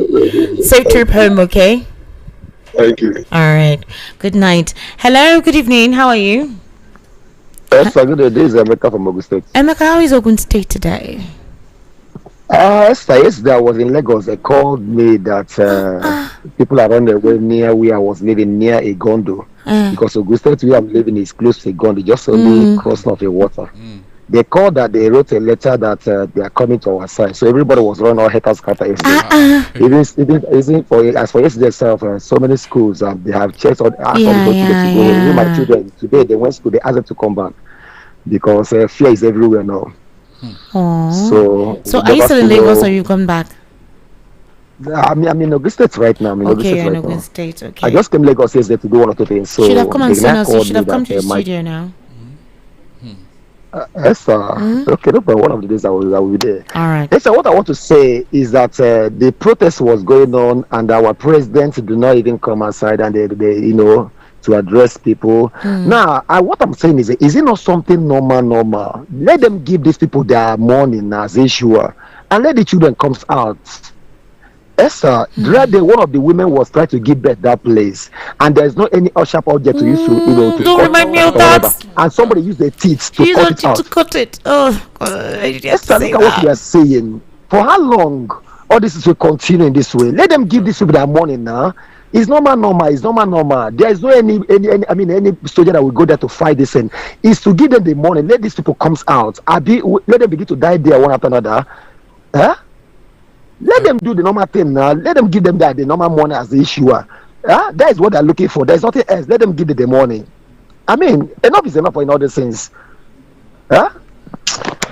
Yes, sir, well done. Thank you very much. Barrister, my issue is that they could track peddlers of fake news. Exactly. They accelerated it. They've been able to track 3 of them, all the way from Benin, but they've not been able to track the terrorists. Okay, Esther, God. You were here when Igbenga Komalafe, the man at the upstream sector, when the president asked him to go with 5 trillion naira and $1.4 billion. He went away with it. He went away with just take and go. Hello, good evening. Good evening. How are you, sir? Welcome. What I want to say now, since they know that they'll give the money they release people they hold, why can't they go and give the money and release, since they have already created that vacuum for them? And then now, when Buhari entered, somebody called his dog Buhari. They arrested that The person. Exactly. Or even the Buhari's wife, late Buhari's wife. When somebody made a statement about her, they arrested him. These people messing up, like they are messing Nigeria up. Other countries are laughing at us. The country they call giant of Africa. Look at now. Are we giant again? We are no more giant. Please, they should think, reason, and find what to do so that peace will reign. When you are in their good book, you can do anything. All right, thank you very much, sir. Okay. Of us. Sure. Hello, good evening. How are you? Yeah, good evening, Mazi from Germany. Good evening, Barrister. Mazi from Germany, welcome. Yes, look, let me tell you, we are joking in Nigeria, honestly, because when I listen to this INEC, over here, there's what they call voters card. Every German, a few weeks before the election, they will give you a letter. You receive a letter in your letter box. That letter, you go there. That voting day, you go there and they check your list. They check your list and your at your what you call voting poll or what you call it, and they will mark it and you vote. Why are we like this? Why can't we behave like we are in 21st century? What does it mean? What does voters card mean? For example, if there's an election coming up on Saturday and somebody becomes 18 today, that means that person will not vote. That's what it does mean. That's what Nigerian system means. That if you are 18 today and tomorrow is election, you cannot vote. But in Germany, it is not. Few weeks before you become 18, they'll notify you that you are eligible to vote. That is how it works. Did they even know whether why are we like this? Esther, let me tell you, as long as we don't know how many we are in Nigeria, elections will be always fraudulent, flawed. You cannot conduct free and fair election in a country that does not know the population of its citizens, the addresses. It's never done anywhere. These people are wasting our time, our potentials, our life. What is going on in Nigeria is I'm telling you, is 15th century system. It's not going to work. Peterobi is not going to do anything for Nigeria because the system is rotten. Where can he start from? It's crazy. Where? It's very crazy. Where is Peterobi going to start? For example, like I said, I'm waiting for INEC to come and say something about this. Yeah, because it doesn't make sense. People are trying to check their voter status, and they're saying they're not on the data. Like they wiped out their profile. It's how many are Nigerians? How many are Nigerians? How many are living in Lagos? How many are living in Sokoto? How many are living in Oka? You cannot conduct an election without knowing the exact, number of your people. It's never done anywhere. Lastly, last time here, 15 years ago, there was a kidnap here. A group kidnapped a very rich man. Do you know that 6 years later, the kidnappers were arrested in Argentina and Spain? Since I came here, that is the first time I heard about kidnapping. And this man was rescued, and they ran away with the ransom. But later they were caught in Spain and in Argentina. They were brought back and they were jailed. But in Nigeria, you hear kidnapping, and they're not doing anything. Should I tell you what these kidnappers or terrorists are demanding for? According to reports, they are demanding 1 billion naira to be paid into an account in the Benin Republic. They're asking for the release of all the bandits currently held in Agodi and Abolongo prisons.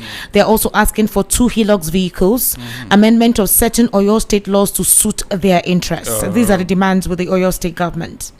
Yeah, because the government is complice. Because I could remember when some people were released in Kuje prison because they adopted some people on that Kaduna to Abuja railway. You remember that incident? Yeah, so because they released them, and yet they released the Boko Haram people in Kuje. That because Nigeria is sorry, the government is accomplice to these things. I'm telling you, it's disheartening. It's very sad. Do you know what makes it more suspicious? Is how they could trace people who supposedly released false information that embarrasses the government or poses the government to be inadequate, but they cannot trace these kidnappers with the same with the same IT experts. It's crazy. In Enugu, women came to protest against the kidnapping. They stopped them. Yeah, we know. We heard. Hello, good evening. So tomorrow you tell hello, good evening. How are you, sir? What's your name? My name is Mark. Okay, Mark. Hello. Mark, the APC guy. All right, Mark, welcome. How are you today? Yeah, I'm fine. All right, please go ahead. He's not a doctor. Yeah, the one that is giving him doctor. In fact, he's not a doctor. Let me give you all the titles. Don't give him doctor. He's not a doctor. What have I not answered? Professor, professor, even prophet. Meanwhile, I don't own a church. Barrister, Darlington. Yeah, good evening, sir. Even the barrister self is in contention. Go ahead. No, so I've been looking for you. Maybe after I've told you. Yeah. You know, I'm about to dismantle all your misinformation. Right? I'm not. Yeah, of course. So, you know, your agenda. So we don't take it never work. Okay, okay, go ahead. Your agenda is not going to work. Okay. It's not going to work. Okay. You are going to dismantle all your misinformation. I promise you. Okay. It's not going to work. Okay, dear. Yeah. So, Esther. I'm listening. Let me quickly say one or two things, please. You talked about voters card and the acquisition of INEC, but like I said yesterday, the parties conducted their primaries, and we saw the shenanigans that happened in all the political parties. They conducted the primaries within themselves. INEC was not involved. And you saw the shenanigans. That's internal party primaries. Internal party primaries. And you saw the shenanigans. But if it was INEC, we know what opposition will have been saying by now. We know they will have been saying that they are danger to democracy. Look at NDC, the so-called the new party, the Century Party. They even went as far as creating a national selection committee. A national selection committee to determine who to give the ticket, who not to give the ticket. That is what Aisha Buhari is shouting all over now. Aisha Yusufu, not Buhari. Aisha Yusufu, rather. Thank you for the correction. Aisha Yusufu. But if it was APC now, you say, they are dictating in the Batafote and all of that. The APC is a ruling party now. The APC is expected to lead. NDC cannot. They're meant to replicate. They're meant to give. They're meant to lead by example. They are even the one that they gave the bad example that everybody is following. You know, so whenever these things happen in other political parties, they will say, "Oh, APC started it." Including the new party that want to save Nigeria also. They have to follow the same route, right? But they are promising new change. Okay, very good. You know, so quickly, let me ask a question, please. Okay. The voters card, or let's say the voters data, is it a public document or a private document?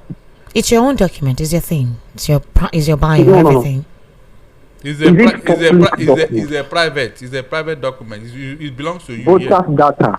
Yes. Voters data. Yes. No. It is a public document. It is a public record. Yeah. Yes. So that people like Olaika can use it, Abi. Anybody can access voters data. So, Mr. Mark, hold on. I thought you were going to bring out all of the misinformation that Barrister had revealed out that you wanted to dismantle, but we're not going to give. We need to take other calls. Remember, I told you I said we need to take very short calls. So, Mr. Leroy Lainka, you know that he had been invited, right, by the police for investigation as to who gave him the data of that Emeka Ike. And I'm sure you were very well aware that INEC also admitted that it was their own official who released that information. According to them, they isolated it to Emeka Ike, to Leroy Lainka. So it is not anyone that accessed Emeka Ike's profile and data. It was an INEC official who had access to the login that did that. So it's not a public thing. I just wanted to let you know that in case you're not yet updated on that aspect. Mark, thank you so much. We need to take other calls, okay? 08036929933. 08036929933. Hello, good evening. How are you? Yeah, good evening, Esther. Welcome, sir. What's your name? My name is Chris. Good evening, Mr. Darlington. My brother, well done, Jerry. Chris or Prince? Where are you calling from? Chris, I'm calling from Lagos. Christopher. All right, Chris, please go ahead. See, I have issues with the way some people talk. You know, I heard when this guy called, was it? Yesterday. Leave him. Let him continue to embarrass himself. Please leave him or let him continue. And you don't know what to say. You don't have facts. Just call, and let people who know what to say call. Let him talk. Go. Let him talk. Call just now. See, I was very angry. I don't know where your studio is. I would have come and extract his number and go and look for him. Why? He's free. Allow him, please. What will you do? What will you do? Allow him. Are you not happy now that he has embarrassed himself? You want to dismantle my whatever? I'll be your die-hard fan. Well, leave that man, Jerry. My reason for calling is this insecurity that is going on. First of all, I would like to say, Esther, you are trying. Your job is very, very. That is the word dangerous, because you will try not to get into the government struggle, and you still try to please us that are listening. Please. And then not to please me. Everybody. Now, if you catch a bandit, you catch a terrorist, and in the process of questioning the terrorist mentioned that somebody from the federal government gave them go ahead to do what they are doing. How will it sound? I'm just trying to point out the reason why it looks like nobody is going to look for these people. Nobody is going there, but you can track somebody that uploads. See, the reason why I'm not even uploading is because for now I don't have a very good phone. If not, I would have started uploading from the time they bring out police to begin to arrest. Why are you arresting people? Is it not what is happening in the country they are uploading? Are they forming anything they are uploading? Were people not captured in the school at Oyo State? The one that happened in the north, all this information, are they lies? Come, everybody deserves so. All right, thank you, Chris, for calling. 08036929933. Hello, good evening. How are you? Good evening, Esther. Welcome, sir. This is Robert, right? My name is Robert. Calling from where? Yes, Oga Daloti. Good evening, Robert, sir. Where are you calling from? All right, welcome. Robert, how are you? I'm fine, sir. Oga Daloti, I want to ask something. Yes. Our borders that are porous, what is the government doing about it? It's like these people are moving from the Sahel countries to Nigeria free of charge. Just imagine if they can allow them to move like that on a challenge. Don't you think that with time, these people will overrun everybody in this country, and they have sophisticated weapons? That is my fear, because I watch the movie almost every time on different social media. That is one, sir. Let me go to Oyo State. You know the allegation that former Ekiti governor made, Ayo Fayose, that this man, the present governor Makinde, was the one that orchestrated the kidnapping of those children. I want to ask, you know, what if one of the condition that those people that kidnapped those children made was that 1 billion should be paid to an account in Benin Republic. Yeah. And, I just read it out. Some of the laws they make in Oyo according to land something. They want they want to change some of the laws. Yeah. Okay. Now the question I put it to that Ayo Fayose is this: if the State House of Assembly made a law and Makinde, according to him, the allegation that Makinde was there, if they make a law and they brought it for the state governor for his assent, and it's not and he accepted the law they make in that state of House of Assembly, and he accepted the law, will that same man again go back and use insecurity to go against the law he has already signed? Does that make sense to Fayose? Let him read the condition those people make out. You understand? So when somebody is talking, it should be reasonable. I stopped to respect that man since the day his younger brother Isaac lambasted him. I am telling you. You understand? But sir, my question again is this, Oga Daleti. What is the way forward now? All right. Thank you so much, Robert. Thank you. What's the way forward, Barrister Danton, very quickly? The way forward is for you and I to rise up. All right. And resist this evil. In what manner, sir? By protesting? Yeah, exactly. But they already protested in Abuja. The president was locked up in Asarok. They did not come out to address Nigerians. The National Assembly also was fortified with all the security agencies that you can imagine: DSS, military, police, NSCDC, Navy, Army, Air Force. Esther, what they are doing here, they are doing exercise, not protest. Okay. I'm not joking. Have you seen the Western world do protests? Esther, everything will be on lockdown. They will, the truck drivers will use their truck and block the whole road. It happened. Well, Nigeria is divided, so I don't think you'll see that. So until we come to that realization, Esther, look, these guys will continue to exploit us. All right, Barry, so let me take some messages. Please kindly hold on. I will still take calls, but let's just take some messages, okay? Good evening, Esther Mwachukwu, your guest in the studio. Kenneth Okonkwo has become a political betrayer and an error. Abi, how did he describe it? Bikono. Hey, this Yoruba. I've told him to stop. This Yoruba Okpa.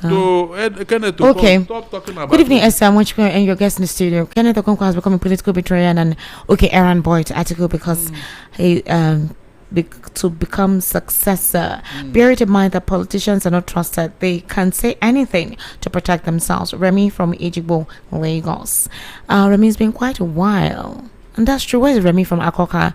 Good evening, Esther. Why is Peterobi asking internal aspirants to accept flawed processes in the name of sacrifice and accommodation? Why is Mr. Peterobi shifting from demanding absolute electoral integrity to party supremacy? Is Mr. Peterobi adopting the standard playbook of the traditional political elite? What happened to His Excellency must come from an excellent process. I believe observant ones can draw some conclusion now about our political elites, which Obi is one of. Ulumber. Esther. If Obi want to do the right thing and you are using the wrong thing to rubbish him, how will he get to where he's going? What are you saying? Esther, if Obi were to do what they are asking him to do now, to be angel from heaven, will he ever smell that seat? But this was the same thing he wanted in the ADC. He kept on talking about a process that is not flawed. There was no estimated figure in their primary. They have not even released the results actually, but there are complaints that they are changing results and they are giving it to some persons who have more money or something. Come, is there anything you will do that people will not talk, Esther? What is what are you saying? You're supposed to condemn that. Well, hold on. Is there anything you will do that people will not talk? Barrister, there's no defense to that. That is because the defense. If Saraka Dixon's party say they are different from the APC, then they ought to be different from the APC. For example, Peterobi is saying they are going to create their own IRA portal to monitor things. The NDC ought to have been that way. Be transparent in every process. Aisha Yusufu, I played it yesterday. You heard how she talked about we need a playing grid. The process needs to be transparent. So if you're promising change, you ought to do something different from the establishment that we intend to cut ourselves away from. I will not sit down here and tell you that all the election must be perfect. All of a sudden now you would not say the elections will be perfect. Listen to me, Esther, please. Listen. God even know. He know that we are not perfect. He said it. So why are you trying to be more perfect than God? Is it possible? If they can come closer to how NDC did their own primary, Esther, if APC were to do it like that, Esther, at least we'll be moving forward gradually, you know. It's not something you got all of a sudden, you know. Okay, Esther, I feel sorry for APC with the latest gift of cars by Mrs. Remi Tinubu to the women leaders in 5 non-APC controlled states. The dust created by lopsided primaries yet to be settled in all 36 states and FCT. They're causing another harm capable of engendering or endangering a serious implosion. The NDC, which Nigerians see as messiah, should not come to continue the brigandage which they have come to erase. Why are they delaying results of primaries conducted 1 week ago? For the FCT, they should have allowed Aisha Yusufu equal opportunity to slug it out with older members and come out transparently with the outcome. Leaders of the party should intervene quickly by pacifying her with a firm promise before it is late. Well, they said the lady has been there, you know, before she came in, and then they asked her to go for House of Reps, and she said no, that she wants Senate. Do you know who is the mole among them? Evening, Esana Barrister. Mine is the pillar, a member of. Okay, please construct this your message. I don't understand it. All right, thank you very much. Esther. Good evening, Esther. Tell them if INEC wants to be sincere, they can use NIN to issue voting papers on the day of voting. Okay, Chidi from Oshodi. Nigerians that are part of APC are supposed to join the Take It Back movement so that the movement can be more formidable. Only a powerful protest can deliver us from darkness. APC. Esther, please accept what my honorable barrister Daniel Agumo has been telling you. It's as if he has found your new Austin from Ejigbo. Okay, don't mind him. Don't mind Austin. Esther, Tinubu and APC government, they associate that rule this country upside down, because I believe and trust in Peterobi. Once to become the next president, everyone will benefit from it. It's the same Austin from Ushudi. Esther, you should have called Inzako back to finish his thought. That was rude. No, I called Barrister Fred Inzako and I already explained to him that I was calling him because Barrister Darlington was not yet in the studio and my credit finished. Okay, and he spoke during the world news at 6, so trust me, I think you understand. Thank you very much for your concern. You notice my people now, my people then get plenty for body. Doc, please, I need your direct line for a private complaint, please. It's very important, please sir. Thanks. SK from Egbeda. Barrister Darlington, you're a doctor. They need you. I said they are not. Those people that are making noise today, you will hear SK. It has moved from barrister to doctor. Good evening, Barrister. Good evening, Esther and Barrister Darlington. I just checked my status from INEC portal now. It's intact. Edusa from Ikeja. Thank God, thank God. I love this news. Please, I want to hear more people tell us that they've gotten positive news. Good. You are finished. You are finished, Frederick. Well done. Wait. Good evening, Esther, Barrister Darlington and Fred Inzako. Esther, unregistered voters data disappearing suddenly on INEC database. I'm a living witness. It happened to me during the 2023 elections. My data disappeared from the INEC servers. I sent several emails and called, but no response till the elections were concluded. Even till now, I observed this happened after I attempted moving my PVC to my new address. A new PVC was produced by my date, but my data vanished on the database. I have to do voter validation registration at the INEC office in Yaba and with the printouts. Architect Olalekon Inijai. Architect, God bless you. Somebody sent, you see the process. Somebody sent me a message yesterday to know where their center will be.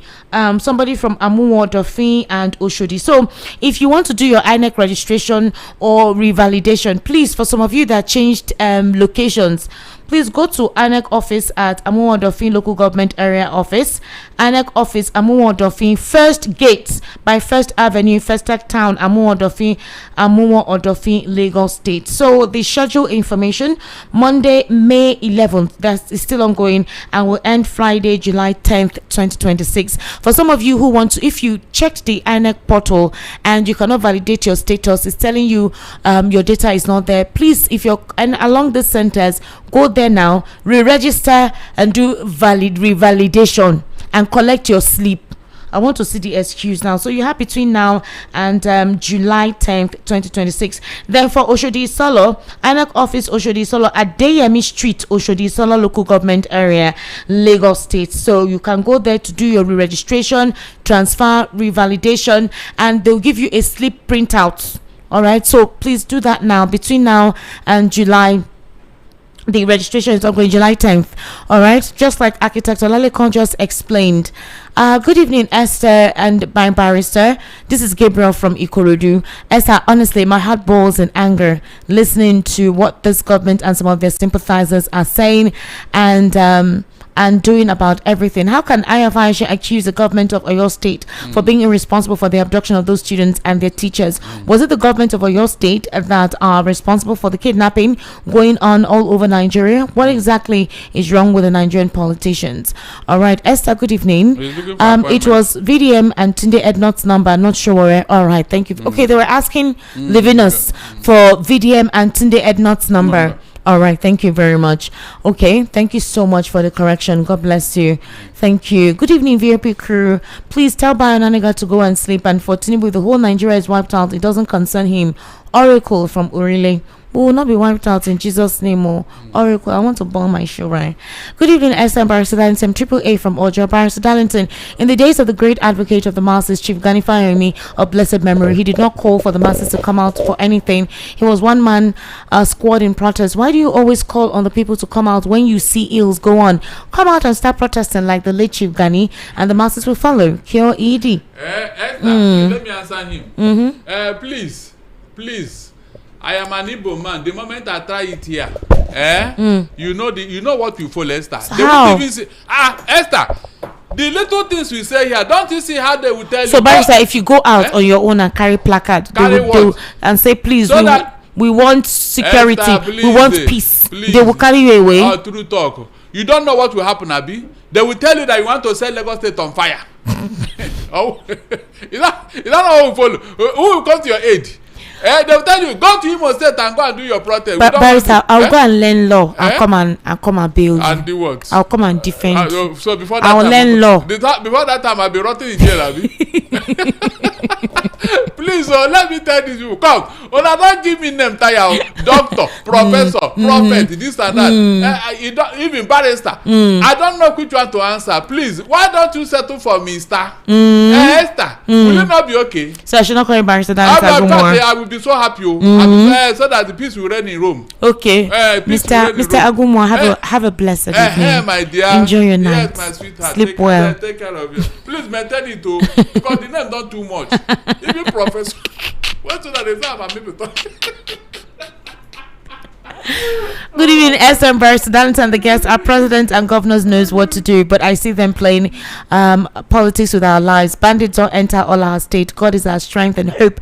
If this protest do not change anything, Nigerian NDC second round will take place. But Esther and Barrister Darlington, why all this movement starts since this bandit enter Yoruba land? So, DJ Escape from Council Idimu. Hello, good evening. How are you?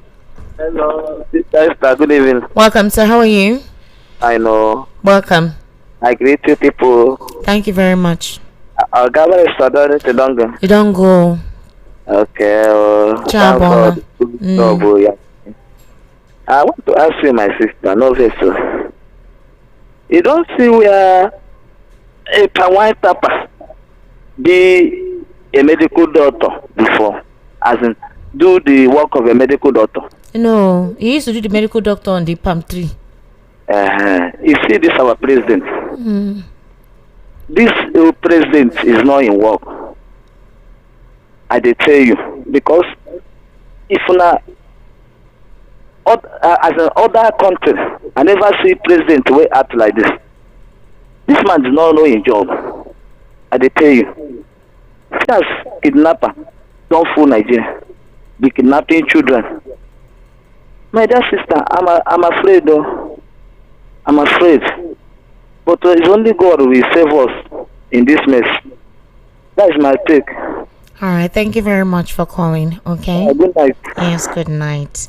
Hello, good evening. How are you? Hello. Hello, good evening. Good evening, welcome, Esther sir. Wachuku. How are you, sir? Thank you. Is Barrister still there? No, he has gone home. Okay. All the same, extend my greetings to him. All right, sir. Yeah. This is Boyeson calling from Afromedia. Welcome, Boyeson. Thank you very much. You see, the truth remains that this government is just I don't know how to describe it again. Why have they gone out now to arrest people, ordinary people who are showing their anger and disgust over the performance, this government's performance? No, they're not arresting people. What they're arresting are people they consider circulating fake or false information. For example, the false audio that circulated on social media, which indicted the president as wanting to cause chaos in the southeast and supposedly asking Peterobi to step down for him and making some statements that were divisive. They said it was false. They were able to track the guy, and about 2 others that they consider spread false information. So they feel that the more they arrest, the more the fake propaganda will stop. But Nigerians are saying, if you guys could expedite the process, digitally track these persons, why can't you do that? Yes, sir, that's exactly where I'm going. Why don't they use the network or the whatever, the intel, to track these people, these bad boys, these notorious people who are holding people to captives? What is the sense of our, NIN, NIN? What is the essence of whatever, all the things they told us that they will use to track whatever, anybody who behaves anyhow, let me put it that way. Why are they dilly-dallying? Why are they having this window dressing, for God's sake? I don't know. Why can't they just go at Mr. President? Why can't you just say, okay, from now, I want to what I want to break the jinx. I want to deal with these people. What does it take from him? Along the other day, he came to Lagos, with paraphernalia of vehicles up to there's up to 100 vehicles, different types. In fact, this front of our office, all the security paraphernalia were out there. Like front of our officer, there were plenty. Why are they deceiving? Why are they deceiving themselves, thinking that they're deceiving us? Why? If this man wakes up and says, "Look, enough of this," honestly, he will cross them. But then, he should know better. Thank you very much, Jared. Thank you very much, Boyson, for calling. Somebody says, "Hello, Ma. Please, can you talk about our traditional rulers? Because why are they silent?" That's true. Why are the traditional rulers silent? Okay, why are the traditional rulers silent? Hello, good evening. Good evening, Esther. How are you? I'm fine. Is this Mayor? Yes, Your voice is peculiar. Mayor, how are you today? I'm fine. You are doing a great job. How's it going? We did, Mayor, now. You don't see us. We did. You are doing very soon. I will start adding professor to your name. You are a great researcher. No, Mayor, don't join my mother. She says I should go and do PhD. I can't. Not now. Don't go and do it. And you read mass com and you are now a professor in practice in political science. Professor in practice in political science. Mayor, welcome. Please go ahead. You're doing a great job. Thank you. You see, like, let me start from Kenneth Okonkwo. I align 100% with one barrister Fred in that concept. Yeah. Those people, that guy, he has just messed himself up. So you shouldn't take him serious. I don't take him, honestly. I think he should just quietly go back to acting and go back to his labor in bondage because he has messed himself up. Peterobi. What is your problem? If you want to contest, go and contest in your local government. Mayor, it's like you don't know what happened. I don't know if you're privy to a lot of things that happened in the 80s. I think you're not privy to it. It was like they used machete to break their knees. It was really bad. I swear, it was really, really bad because they were very confident that Peterobi would accept to be the VP. That was what they were riding on, actually. No, but they were living in delusion because for this man, let me tell you something. You know, I also told somebody today, one of the regulars, that what Peterobi achieved last year, so last 3 years, last election, in 9 months, 7 to 9 months, even if I don't pray for it, even if he never became a president of Nigeria, but what he achieved in 9 months, if you combine the political life of Dr. Azikiwe, Ifawolowo, those nationalists, Alhaji Tafawa Balewa, Alhaji Amadu Bello, if you combine it, they will not reach what Peterobi achieved. That is in the entire political life. For somebody to win in every region in Nigeria, North, West, even in Lagos, even in Nasarawa, even in Abuja, you know that result, he got out of 13 polling units in Aso Rock, Presidential Villa, where Buhari was the APC president under APC. He got 10. I think we now shared 2 with Tinubu. So the guy should just leave this man alone. But for what is happening, I think it's a lot of what is happening to the current administration. I think it's a lot of karma. The current president did worse thing to Jonathan in 2012. He held Jonathan by the jugular. Yes. So even this current protest now, but what you reported today happening in Abuja, it's just the beginning. What the Bible says, whatever you sow is what you reap. So let him just get prepared because very soon he said he's a stubborn position. Let him go and get more arsenal because he can't be greater than the other the millions of Nigerians.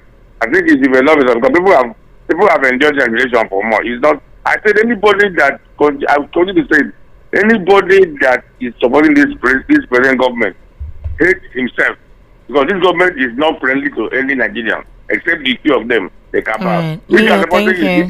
You don't love yourself. Thank you, Mayor. For me, I believe that if only the administration will just focus on the people. You can do your politicking, but just prioritize the people. Nobody stops you from prioritizing the people. Let's understand your blueprint. Let's understand your algorithm. That's the problem. You know, you keep saying we've stabilized, we've come out of the darkness, there's light in the tunnel. But when you have majority saying that's not how it feels, your paper says that there is an improvement. Your paper says the figures are better, but that's not a true reality in terms of the reflection in the lives of Nigerians. That's the problem. So it's almost like you're completely abstract, like you're isolated from the living conditions of Nigerians. It's almost like you're living in your own cloud of utopia, completely obtuse, oblivious of what is currently happening under the cloud. And I don't know if anybody's telling you or letting you know about it. There are some places in this Lagos, if you live within that axis and your work and your residence, that's where you live, is along that same axis, I swear you wouldn't even know that there are conditions in Lagos that feels like life is choking. You would something. Tinubu wanted that woman. She wanted that woman to be in his government, and she said she asked him that what is his blueprint. He said he doesn't have. Especially for the she north. Said she asked him she said for the north. She was specific about the north. Yeah. Yes, and she mentioned something, and he said they will kill him. And if you remember, the same president, when he was a senator, he said he doesn't believe in Nigeria. Am I right or wrong? Yeah, he said he doesn't believe in one Nigeria. One Nigeria, and now he found his way back. Said the Milokon. So what do you expect? Look at his wife. His wife is promising APC women leaders cars, vehicles before the end of this week that they must get it. Yeah. Meanwhile, children are in the boat. You compare our disposition with that of a good Lord Jonathan. I'm discussing with my neighbor now. Well, you can see that we have the wrong set of people in government, and it's so unfortunate. I saw a video this evening again. I think it is in Edo. A teacher with some children. They are celebrating a flyover, and you know they did rehearsal in 21st century. I am ashamed of this country. See, Nigerians. If I was telling my neighbor now, I said I'm sorry to use this word. We are acting so stupidly. I don't know. It's in our hands, and you see people, they come. That particular mark, it moves from radio station to radio station. Is paid. They are one of those people that are being paid. You know, they are jeopardizing the future of their children. See, until we wake up, I don't know. I'm ashamed of this country. I'm very ashamed. Esther, you are doing a good job. Let's just keep talking out. We have to keep speaking out. Thank you so much, Shola. Thank you for calling. We get back our country. Thank you so much. Thank you so much, Shola. Have yourself a wonderful evening. Hello, Esther. The only question that I would continue to ask Nigerians, especially those of us that are clamoring for good governance, is if our Mumu never do, is it not glaring that government is taking us for a fool by expediting action and tracking down and arresting people that speaks against the present president? If not, what has been stopping the government from storming the locations where these terrorists and bandits have been holding innocent citizens captive? The same bandits have the effrontery to do video showcasing the ransom collected and the sophisticated weapons they are using in the forest, yet the government keeps deceiving the citizens by pretending that he has no idea on how to wipe away these terrorists. It is worrisome to allegedly say that the only solution the government seems to have been applying to get victims abducted released is through payment of ransom and swapping of captured terrorists. Finally, the present INEC, under the leadership of Professor Amukwita, can never conduct a credible election in 2027. Olorun Wagbao, God bless Nigeria. Temitope Onatoye from Ijagemo community. This person says, okay, wow, this is long. Okay, one thing is painfully obvious. Obi was at quarter seemed unable to move on. Every interview from the spokesman, all the same, loyalists somehow end up talking about Obi for a party supposedly focused, on 2027. They spend an alarming amount of time discussing a man who has already left. At this point, the real question isn't why Obi left, it's why ADC still can't function politically without making him the center of the conversation. No, that's not opposition politics, that's dependency. We'll go from Ali Mosho.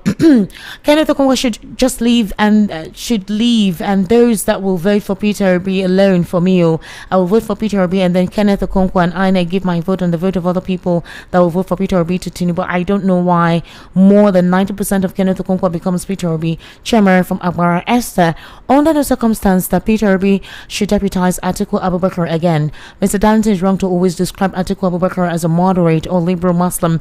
A Fulani is a Fulani. They have a common agenda, which most people are still unaware of. Pascal Chimezi from Ikeja. Pascal, I think that's wrong to say a Fulani is a Fulani regardless of what. It's not all of them. They're not all the same. All right. I don't. Hello. Good evening. How are you? Yeah, hello, Esther. How are you? I am fine, sir. Good evening. What's your name? I called you the other time, yeah? Okay, sir. Good evening, sir. Please, what's your name, sir? Okay, now. Okay, now. Calling from where, sir? Yeah. I'm calling you from London. All right, okay, now. Please go ahead. Yeah. Yeah. Some of the thoughts I wanted to share with you yesterday, you couldn't pick. Sorry. Yeah.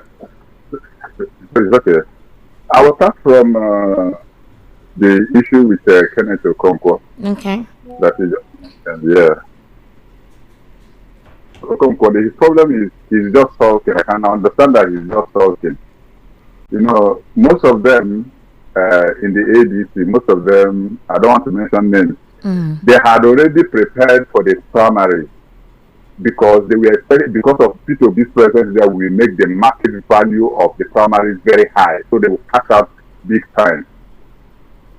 Especially for them, when Peterobi left, you know, the thing was not, the value was diminished. So that is why most of them are still talking and, you know, the biggest business in Nigeria, one of the biggest business in Nigeria is talk against Obi and get paid. You understand? So that is the effect of why you see him going around calling Peterobi after Peterobi has left and he didn't mention anybody's name. He's been respectful and humble, but yet they are calling his name. Even people that have left and, you know, insulted, is calling their names, like the recent man from the recent ex-AGS that just left. And then one thing I want to ask now is, are you aware, Esther, that Atiku Abubakar's son, last year they came to APC? Are you aware? Yeah, he's an APC. He said he's going to support Tinubu. Thank you very much. So what is every other person seeing in Atiku? What are you seeing in Atiku that his own son that he invested on didn't see and left his father to support Tinubu? You understand? So I wonder why people are thinking like this. If his son was not confident on his father, that means there is something deeper than what we all know. No. You understand? So let's leave all this aside, yeah? All right, sir. Talking about the issue of security, this is one of the biggest problems we have in Nigeria. We don't have issue with the security apparatus we have. We have a system that should handle insecurity very well in Nigeria. But what we lack is political will. That's the only thing lacking in Nigeria. Thank you very much. Thank you so much for calling, sir. I wish you would let me learn very well. You understand, so that you understand the point. It's because of time, sir. Yeah, it's because of time. Yeah. I was just summarizing 30 seconds now.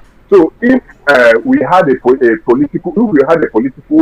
will that is very strong to handle it, look at what happened in America when they were fighting Iran and two pilot officers who fell in the land of in another man's land. Okay. See how America was able to handle it and rescue them. Yes, sir. You understand? So look at the issue of the people that we are trusting. Yes, sir. Thank you so much. I can get your examples, please. God bless you. There's a program coming up next. Do have yourself a wonderful evening, ladies and gentlemen. My name is Esther Wachukwu. We've actually come to a round off on the conversation this evening. We sincerely do appreciate you. God bless you for staying with us, and obviously I'll be seeing you tomorrow. Do have yourself a wonderful evening. Bye for now.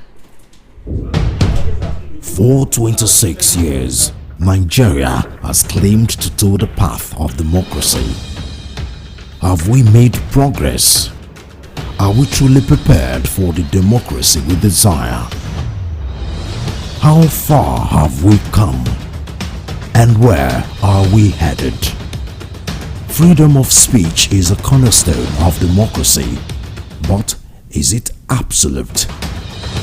In 2018, late President Muhammadu Buhari declared June 12 Nigeria's Democracy Day because the nation stood united in acknowledging the historic queen of Chief M.K.O. Abiola, a symbol of the people's will. The Nadeko struggle ignited hopes of a democratic future. Were those hopes fulfilled? What lessons does the past hold for the present? And what does the future demand of us? Join us this Friday